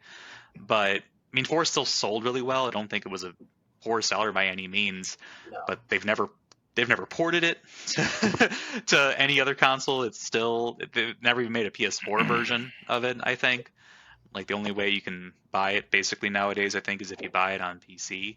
So I don't know. Rockstar seems to have forgotten about it, but Well, I they made haven't. add-ons or like what is it The episodes from Liberty City. Episodes of, yeah, and then didn't they make a couple others that look like expansions? But I mean, that's kind of like where really just the Lost in the Damned and the Ballad of Gay Tony. Yeah, which I honestly never did Ballad of Gay Tony. I only did Lost in the Damned, which was pretty fun. It's funny. I heard that the Ballad of Gay Tony kind of like had a lot of mechanics and like new things they added, which kind of carried over into Is that the 5. PS? The 5. Was that the handheld? the PSP. No, are you thinking of Chinatown Wars? Probably. That's the one where it took place in Liberty City, but you played as a triad or a member of the triad. Which is the one with the biker gangs? There was something. That's the Lost and Damned. That's the Lost and Damned. Okay. Mm-hmm. There was also Liberty City Stories and Vice 4. City Stories, which were completely different. But yeah, the Lost episodes, I think, is what they're called. Yeah, those were more related to like 3 and Vice City. I think it's just a matter of where it was timeline, like it released in 2008, and with Grand Theft Auto 5 coming out on the PS4, but I think part of its success was just being released at a later date and having with more people having more access to social media. And I feel like a lot of GTA 5 success came from the social media blowing it up and really advertising it throughout. And I feel like Grand Theft Auto 4 didn't have that advantage, and unfortunately, kind of fell through the cracks on that. But well, I can kind of probably say in terms of that because I mean, I worked at GameStop for I think it was right before GTA 4 came out, and I did work the launch of GTA 5. But I also feel that back when like 3, Vice City, San Andreas came out, that was when like those were like the huge like sticking points for like the media, like for violent video games and just like all this crazy stuff, which I think kind of drove it gained a lot of interest and attention through that. And then with 4, I think it was kind of that period where I think people stopped like kind of started to accept it, but it was also right before the big social media boom, so maybe it like probably didn't have it was kind of that weird in between period before the implode, like everything exploded. So it probably didn't feel like it got as much attention as it actually did. But I mean, awkward middle child. It was super well reviewed and like it won I think a lot of Game of the Year awards and everything like that. Yeah. It won the Spike TV Game Awards, Game of the Year. Oh my god! Yeah, the predecessor to the current Game Awards. Oh my god, it's so funny. Yeah, I definitely agree with that. I think social media definitely did have more of an influence on that, and like you said, with with 3 through San Andreas, like there was a lot more of like that, like, ooh, like this is like inappropriate, and Well, I mean, speaking of with San Andreas, they came out with the hot coffee mod like controversy that like also put GTA back in the forefront of everyone's mind as well. I mean, for me, as far as 4 goes, I think that was like kind of the it's kind of how I feel about like the Legend of Zelda series, where Ocarina of Time basically set the standard and precedent for how the next few entries would be in terms of like formula. And that's when and 4 steered away from like that open sandbox, like variety driven, player driven gameplay that those PS2 games had. And 4 was when it went to linear missions with go from point A to talk to the NPC, drive while talking, get to the place you need to go, do a shooting gallery or whatever, and then it basically, that's when the formula and the structure started, and that's what carried over into 5. And like again, I love 4 for its story, its more serious tone, and its wonderful character and moments, but just that's when the busy work started, and that's kind of where I was like, it didn't it doesn't jive with me as well as like the gameplay and obviously mission structure is pretty weak in 4. Obviously, like again, gameplay wise, it's probably a step up from the PS2 games, but yeah, definitely. And also it had more limited because I think it like got rid of like planes and helicopters and shit, if I'm not mistaken. They brought it back for I think that was what they brought back in Ballad of Gay Tony, because I think you can like get up in the air and you can actually jump out of like helicopters and stuff with like parachutes and things like that. So do you guys think that another part of GTA 4 not becoming as successful as some of the others, and this might be contradictory because I'm just going to say it, is the setting, it's got the, is the setting of Liberty City, even though GTA 3, very, very successful, although for, I think for several different reasons, but, that concrete jungle type of feeling as opposed to Vice City, lush, vibrant, set in the 80s as well. Not like a step back necessarily, but yeah, like I said, it kind of just goes back to like the tone. Like it feels like a 90s like Martin Scorsese it's miserable movie. Yeah, that's a good point. Yeah, and it did a really good job at like its recreation of New York. At the time, I think it was like the first time in the series where they really tried to like. Well, I guess Andreas did it a little bit, but like really try to make it. It's obviously not a 1-for-1 recreation of New York, but because Liberty City and GTA 3, it was supposed to be kind of like New York, but it really wasn't. Like it really was just like its own, like sort of city. There was none of the major landmarks like the Statue of Liberty or the Empire State Building, but in Liberty City in 4, it really was just New York. And I think the setting, again, like going from San Andreas, which was a lot more varied, had a lot more stuff to do, a lot more different environments, to really just a bleak, brown, gray. I mean, it came out in 2008, so every game had to be brown and gray and and nothing else. Fallout 3. But yeah, I think that definitely did probably tones. did hurt it. And I mean, again, I'm all about games preservation, so I still don't get why they did at least like port it to one of the other consoles in the future.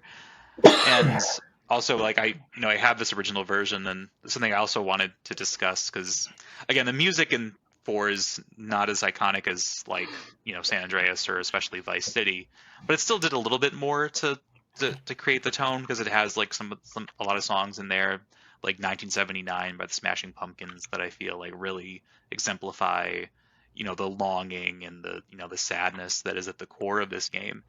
And I found out recently, like a lot of the music has been like patched out of it. Like if you like boot up this game and go to play it, like a lot of songs like from like some of like the Russian or like Eastern European music stations are just gone now because of licensing disputes. And the same thing happened obviously with the other games too, like with the definitive editions. Yeah, with 5 and the definitive editions of the PS2 trilogy. Like a lot of the games, a lot of the music just isn't there. And it's just so odd to me, because I think more than any other series, the licensed music in GTA is like really a core part of the experience. and like missing even just a few of those songs like makes it a lesser experience, and a lot of people are absolutely. not going to experience it the way the developers intended.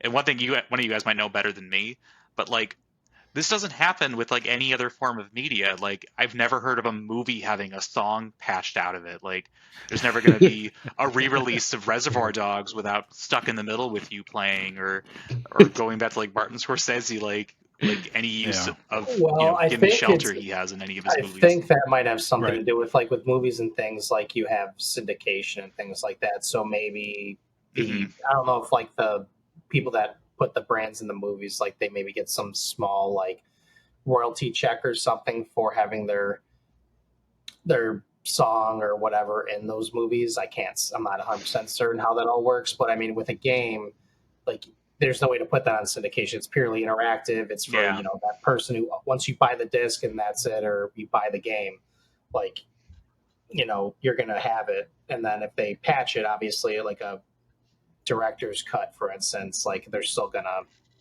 maybe have They that can just in like there, ruin but- your game, like essentially. Like just like take it out. Like I don't know, certain games it's like that, and like like Tony Hawk's like Pro Skater, like when they released like the new version of it, like there was Yeah. only a few songs that were removed, like, Mhm. and thankfully they still had like Superman and Like, could Guerrilla you Radio imagine? in there. Yeah, could you imagine playing old school Tony Hawk without Superman?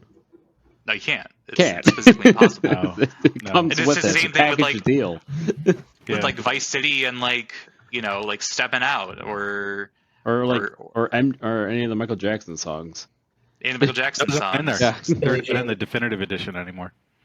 They're not. Yeah. No, the Michael Jackson tunes are out. Billie Jean's Well, not That there. might have been for a different reason, which we don't have to get into. But like with but yeah, like there's so many of those songs that just mean so much to those games, and Yeah. like the fact that like any at any point a developer's just like, oh, this game's not the same as it was before, and just take that out. I don't know. I just think that's wrong, and that's why anytime I've gone back and played 4 since I found that out, I've like made sure my PS3 was not connected to the internet. So Just avoid that. Do not download this update. Yeah. Yeah. yeah, you can't really avoid it. I mean, obviously with the PS2 games, I don't have to worry about that because I don't think they're gonna go back and patch the PS2. But Could you The imagine? Rockstar police are going to come in, break down our doors, take our copies, and replace them. Right. Force Yeah, force but, force an update over the air. But put a capper on 4. mhm. Unless you guys have anything else to say about the music situation. I'm not no, going to get into mechanical royalties. You probably know more.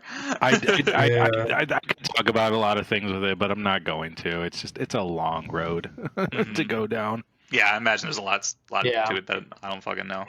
But like with 4, I mean, like it's like just the way it ends. Like I said, I haven't played through all of 4 in probably over 10 years at this point. But I like still just vividly remember, the way it ends, and like indirectly causing the deaths of either your love interest or your cousin Roman, who, Roman's fucking annoying. Everyone hates him, but you also love him. In that way, he like kind of feels like family. And that ending especially, It hurts. really like tore at me.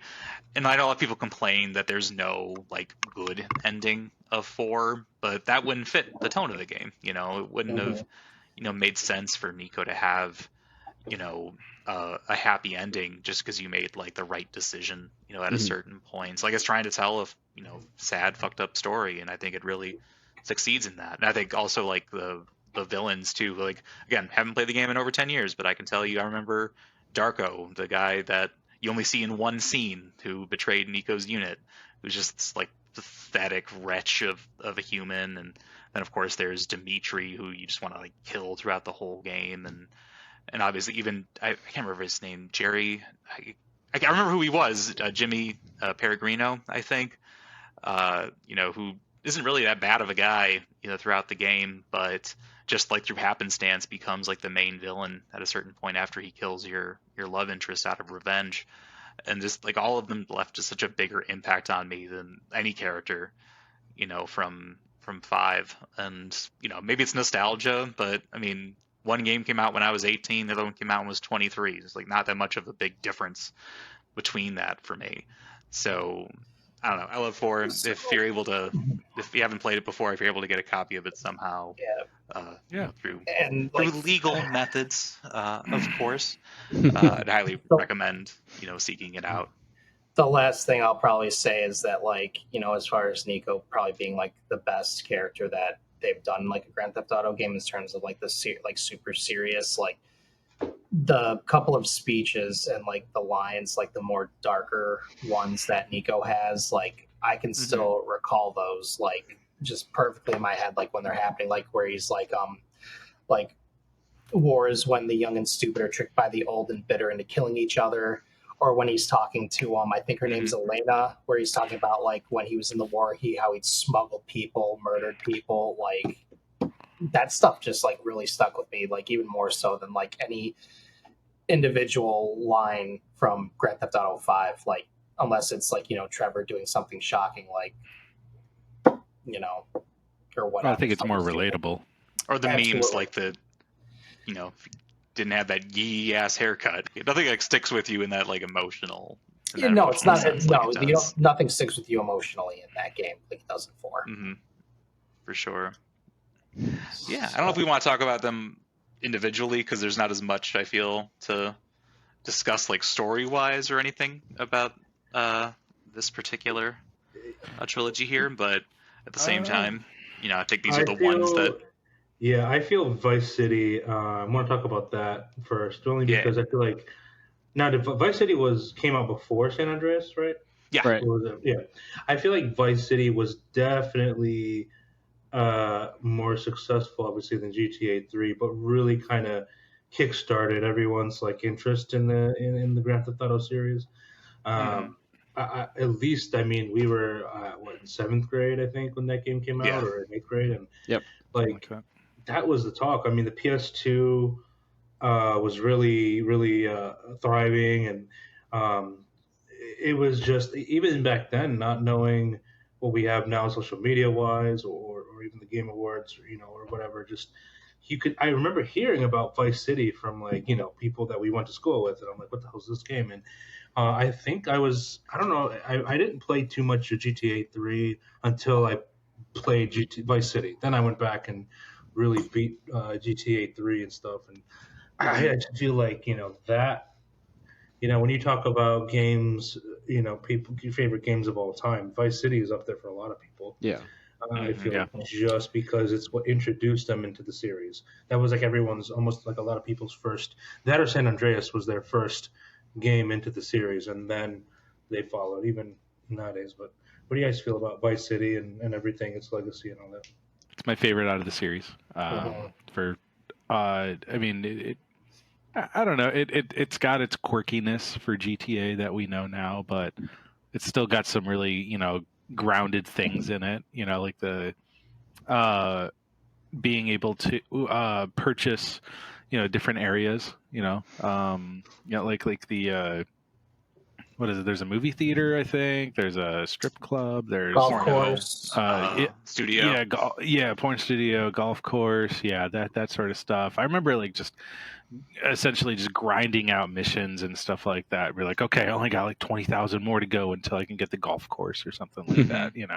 I think that story-wise, there was a lot of good things. I think this game was, the GTA Vice City was by far the biggest like Hollywood cast as well. For the actually yes, yeah, it is. San Andreas had a lot too, but San Andreas Vice did have City a lot. Really kicked it off. Yeah, I had played GTA 3 before that, and I liked it.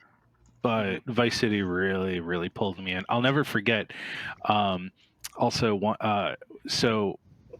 Vice City, I only had one memory card for my PlayStation 2, and I remember I didn't have enough memory on the memory card to save the game, so I was like begging my mom to take me to Best Buy or GameStop to get a memory card. We got one of those like, eight please take megabyte me. memory cards. Yeah, exactly.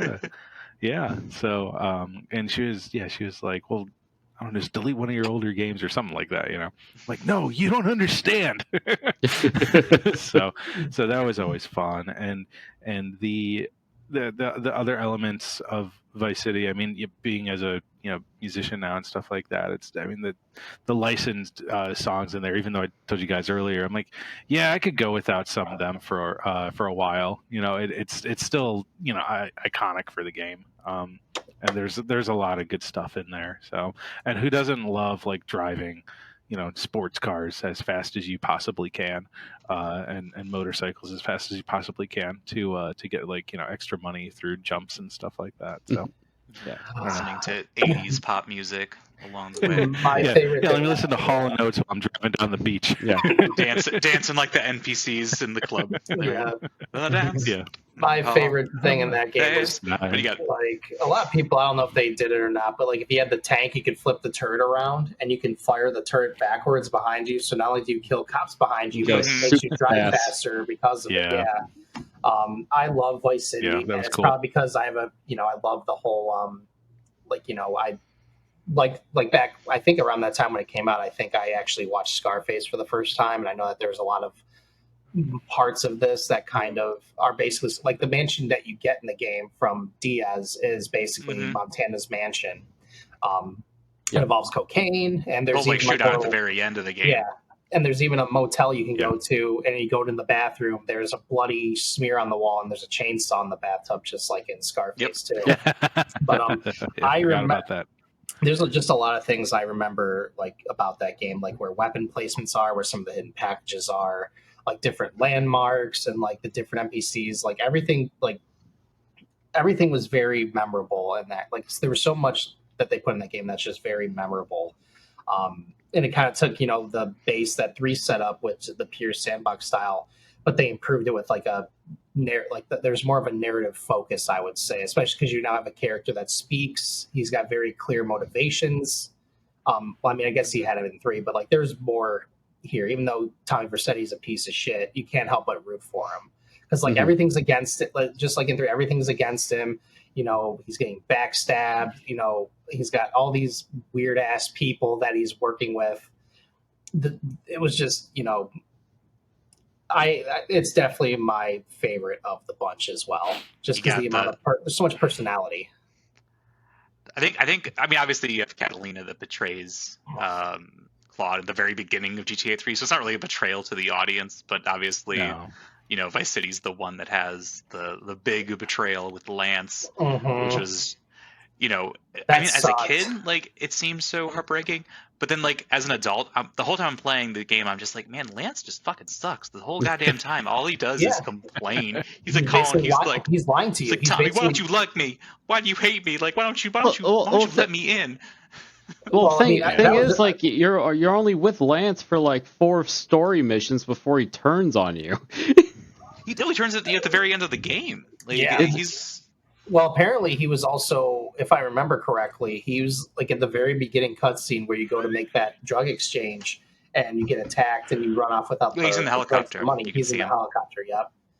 So, and Sonny is a big piece of shit. Ken's a big piece of shit, but he's kind of funny. Yeah, everyone is, but they all have a quirk about them that you're like, all right, I kind of like you a little bit. But Ray Liotta was just peak. Like that was such a great performance. Like it was wonderful.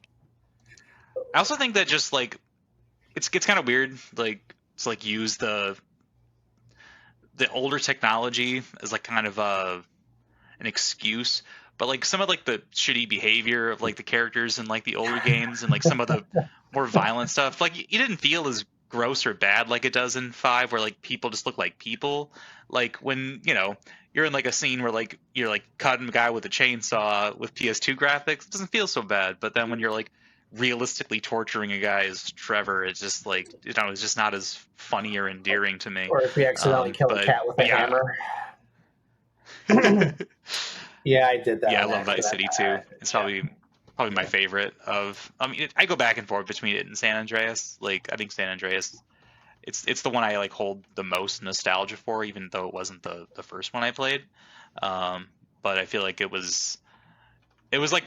felt like my first true GTA game because I didn't play 3 or Vice City when they came out. It was like a couple years after the fact. But I think it was in like 2003 or 2004, so I've been like 13, 14 when I first got a chance to play them finally, because my mom wouldn't let me play them for the longest time. And then San Andreas, I actually got the day it came out. I remember my grandpa picking it up for me when I was at school, and then it being in the car, right after school ended, and just like playing through that game like all in a single week. And I don't know, it's definitely more flawed than Vice City. Like, it's got a lot more filler and some of that Rockstar shit. I think it was even there, before like 4 or 5 came along. But as far as like just a pure experience, I do think Vice City is the best one. It's it's not a perfect game because there's still a lot of really frustrating missions. There's like the fucking mission where you have to fly the RC helicopter and drop bombs, like pinpointed. I said a while back I played that and I did it on my first try. I was like, that's not right. I did that on my first try. Was I just a really bad gamer as a kid? Well, so I remember complaining about this, where the one mission where you have Lance in the car and you have to drive somewhere, but like something happened and like you're getting shot at, and then like if you have to get out of the car because it's about to explode, either A, he won't get out, he'll explode, B, he'll get out but stand right next to the car and it'll explode, or he'll get into the path of the cops and die or whatever. Like those are the worst missions for me. It was anything dealing with an AI that you had to rely upon, because the fucking one where you had to save Lance, where you had to like drive in the dump truck in the junkyard. Yep. And there were dudes with just like automatic weapons that were also fucking sniper rifles that would just shred if you weren't in like Colt anything Python. other than a tank. If you had the Colt Python, that's all you needed to clear out the room, because those were all one-shot kills basically. The Magnum, it was a one-shot kill, so I just killed everyone there, and I would we'd get in the dump truck, and then because that was what I did on my no cheat playthrough was that. If you have the Colt Python, you're basically good to go. The worst one, I think, was where you have to steal that tank from the military. But it's like I remember that. That one was probably the worst. For sure. Or the boat mission. The boat mission was pretty shitty going too. back over the story missions, the main story is actually incredibly short. Yeah, it's. I just I could have swore this was. Then again, like last time I played this was like when I was 14. So, I was right. Like Lance is barely in it. So like there's like only 4 or so missions that you are paired up with Lance, and then like the 4th one's like where you're killing him at the very end. So I think that's he still why calls you a few times. That's why I always felt like his story arc always felt a little weird to me. It was like, well, dude, you're only with me for essentially like an hour.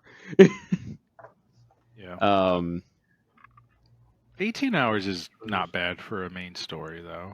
Yeah, it felt shorter. I do know what you're saying, Joe. About I think though, a lot of the specifically with Lance though. That's more so like what I was trying to get at with. There's only like 4. You're only with him for like 4 missions. Yeah. With how important he was to the story and stuff. Yeah. Here's one. The trail was so stupid too. How many of the cheat codes do you remember by heart for those games? R1, L1, R1, X. Yeah, sorry. Go, Joe. I was trying to think. I can't remember if this is even right. It was like R1, circle, R1, up, down, maybe. I couldn't tell you which one it was, but So there's definitely an up, down one. That code I remember the most. I think that one was for it was either the wanted one. The wanted level. It was R1, circle, R2, left, right. I think is what increased it, and up, down, decreased it. That's And when I then- used yeah, the that- most. Yeah. I also Okay, remember all gotcha. 3 of the main weapons cheats for like because there were the 3 tiers. Like there was like the base tier, the better tier, and then the absolutely insane tier. Mm-hmm. Yeah. Those were pretty sick. It was like R1, R2, L1, R2, and then it was left on right up, or the same thing again, but left down left, and I think the other one was left down down. But you know, Mhm. Yeah, you're right. the Yeah. minigun was always a fun time. Just in the the auto shotgun too was also extremely awesome. Yeah. But I used to spawn the Apache helicopter a lot. Should probably know that one. That was the overused code I used. Me was the tank. The tank. what was your Fuck that favorite fucking- car? What was your favorite car from Vice City? I think mine was the Infernus, the one that was always like the one that Lance drives. Furnace was great. Yeah, that I have to the look at Sabri these. Turbo was pretty cool, but it was like a bitch to like control. Like it had a really good horsepower because it was like the big muscle car in the game. But like I felt like you couldn't turn that thing worth shit if you were going like slightly over the speed limit. I've always loved in each the game the Banshees in each one. Yeah. Yeah, Yeah. I think Banshee, the that's the one. The Vice Corvette, City- basically. Yeah, I really Yep. like that one. That's the only one I really remember. I gotta look at what other ones they had. Did The Cheetah was fun too. Oh yeah, Cheetah. but, yeah. Cheetah's a good one. Did you guys, Banshee was did you my- guys yeah, talk that's my about favorite. your like the? Sorry, I was like no, like as soon as like attention went to like Lance.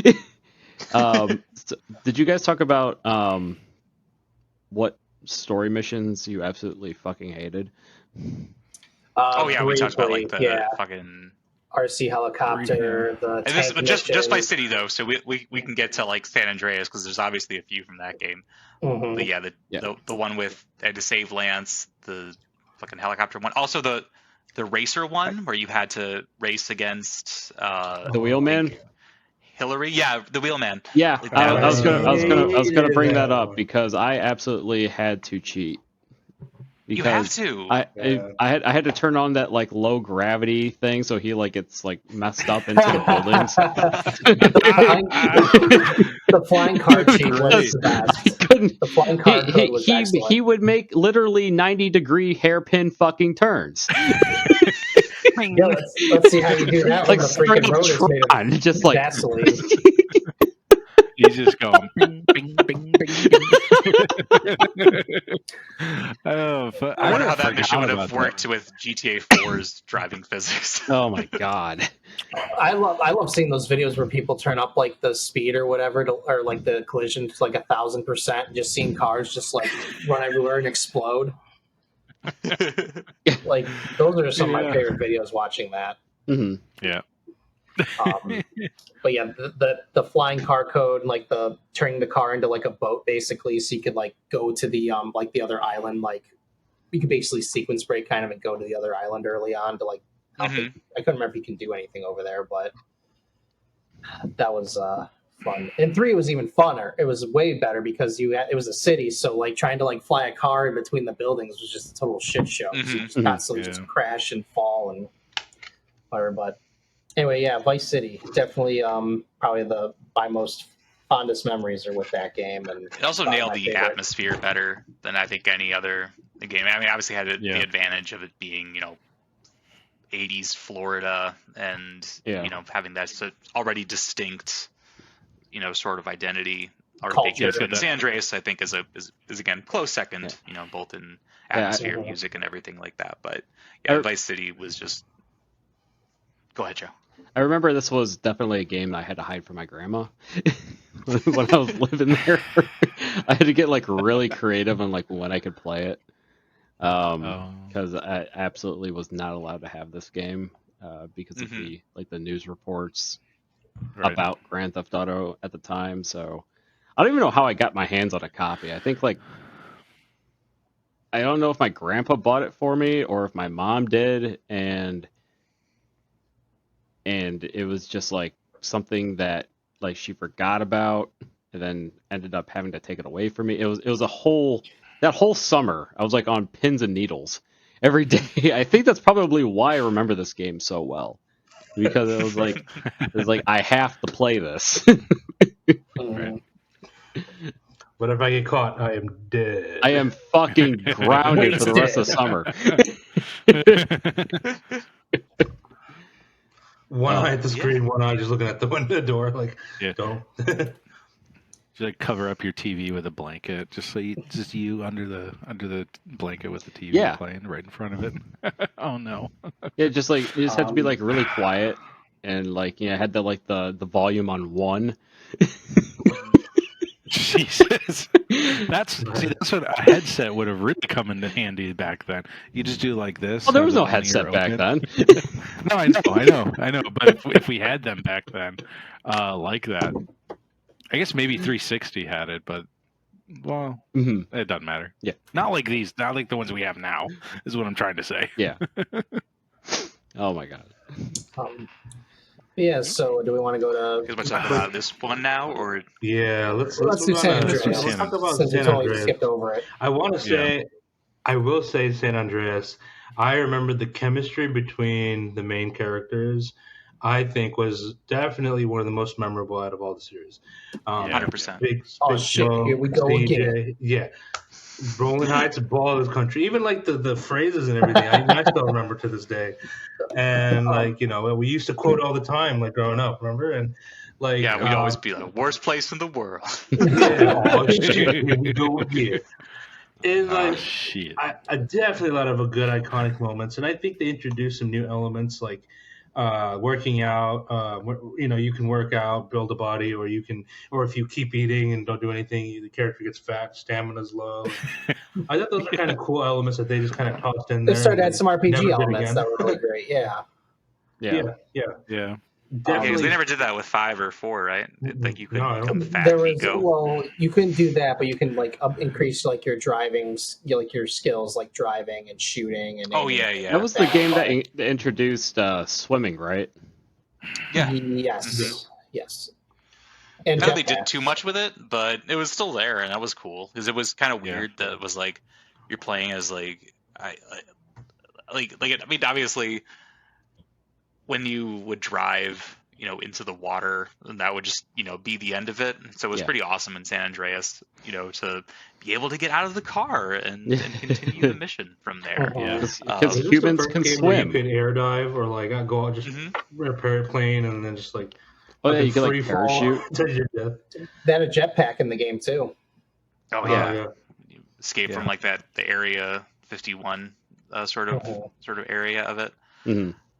Like But in the yeah, desert. San Andreas, it goes back and forth with that, and Vice City, as my favorite one. Like, even of the PS2 games, I think somehow it was the ugliest one because Oh, it had yeah, like yeah. so It was so much. blocky and like Yeah, that's Yeah. all. Like, Yeah. yeah, Vice City is obviously the best looking of those three, but yeah, going back and playing San Andreas now, like the original versions of it, like it is just a hideous game. But it was also the biggest one by far, and at least at the time it felt huge until you played the definitive edition where they got rid of the fog, and you go to the top of the building and you could see the entire map, and it's probably like the size of like a few blocks in Spider-Man? GTA 5. Oh, Yeah. yeah. Like it was just so like it was like finding out Santa Claus wasn't real, as a kid, like seeing But, just at the how same tiny the time, map really was. I feel like because they pack so much content into that small space, I think that's like what I like about like that's like the best. Like I think they should be doing that instead of like with like other big open world games where it's like here's this giant open world, but you do like maybe the same 10 things over and over again or whatever. But like I agree. but like I think the Yakuza series is probably like a big like game that does that, where it's got like this very like densely populated section of like a very small portion of the map or whatever, but there's just so many different things that you can do at like any given time that's like always just it feels fresh constantly. Like it's hard to get bored or stuck on something. No, for sure. Yeah. And San Andreas definitely has the most like I mean five probably did, but definitely up to this point had like the most like side content to do. And I just remembered like just spending hours just like exploring the world and not even committing crimes necessarily, just like kind of what you were saying, Joe, with like the sim elements of it. Like it definitely felt the most like that of the older games. Yeah. Like just like going to the gym, going and ordering food and getting fat, and Yeah. just all these things that really made it Getting a feel Learning haircut. real. karate. Yeah. And like you said, boxing or Raj, whatever. it definitely had the most likable characters up to that point in the series. Obviously, CJ was like kind of the patient zero when it came to like Rockstar actually having characters that weren't total pieces of shit, and giving them some layer of depth. And like, whoa, like Tommy was he was a Tragedy. bad guy. He was likable, yeah, but with CJ it was like like, oh, his his mom died, and he feels guilty about like the death of his brother, and he has to see his neighborhood fall to pieces and everything like that, and you really like sympathize with him. And especially like when obviously it happens earlier on in the story, but like the betrayal of like Big Smoke and Ryder just like felt a lot worse because you actually liked Big Smoke and Ryder. And maybe not Ryder so much, but with Big Smoke especially, to that point he was just such this funny like little comic relief character. All you had to do was fall on the damn but- train, CJ. Well, that part too. Speaking of, does anyone know, or does anyone have the quote down for Big Smoke's order from? Who wants to try it God. first? No. No. I'm not even gonna try. I'll try Damn. if no one else wants to. Go ahead, Joe. I could be. Tell me how close I am.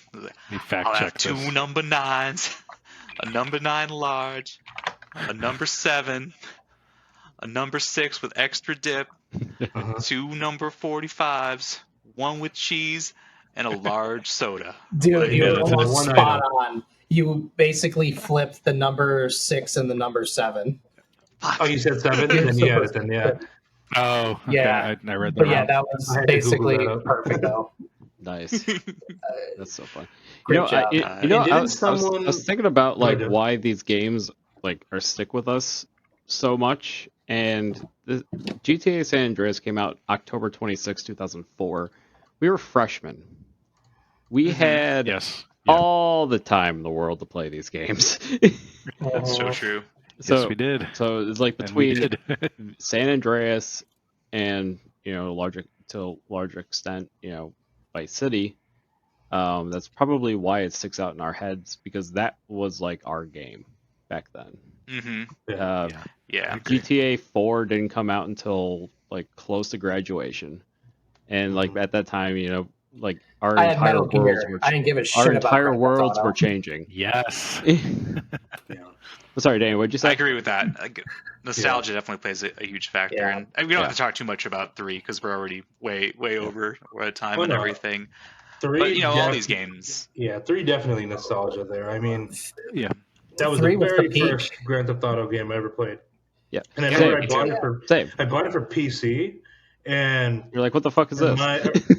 yeah, like I was like, what the fuck? Well, because I couldn't even like play it on PC because the graphic requirements are too up. And then I got a PS2, and just playing on PS2. I remember that was the game that my like parents really got pissed off about. Saying, "Oh, I hope you learn great things from this. This is a horrible game," and stuff. But that was definitely the one where I had to play in secret.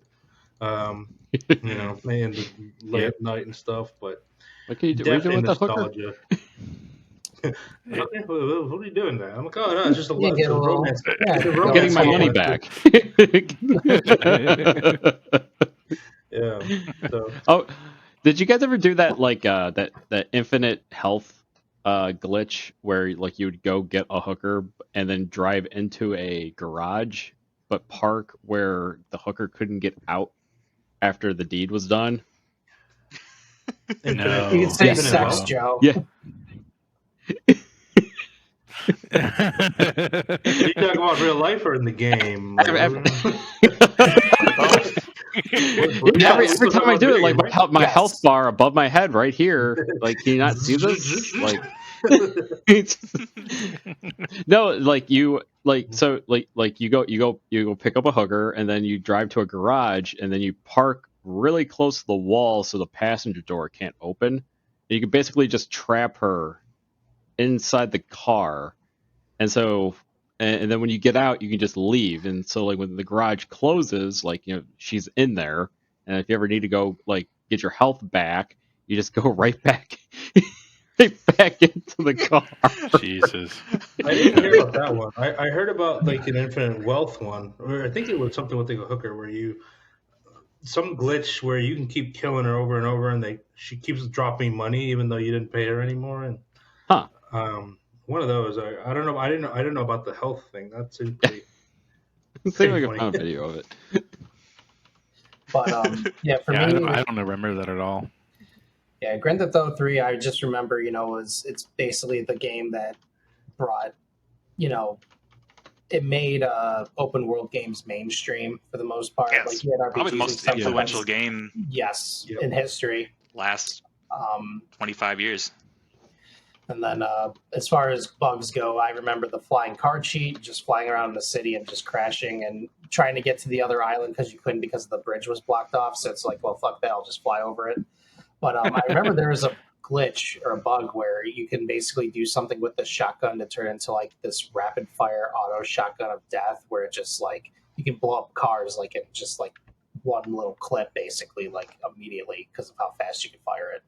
I can't remember how to do it, but I remember that being something, and I was like, whoa. Yeah, I mean, Grand Theft Auto, I think that it's like even despite all its like things that I may not like or I don't really care for, it's still one of the best series, and it's easily the most influential and the most profitable series ever created.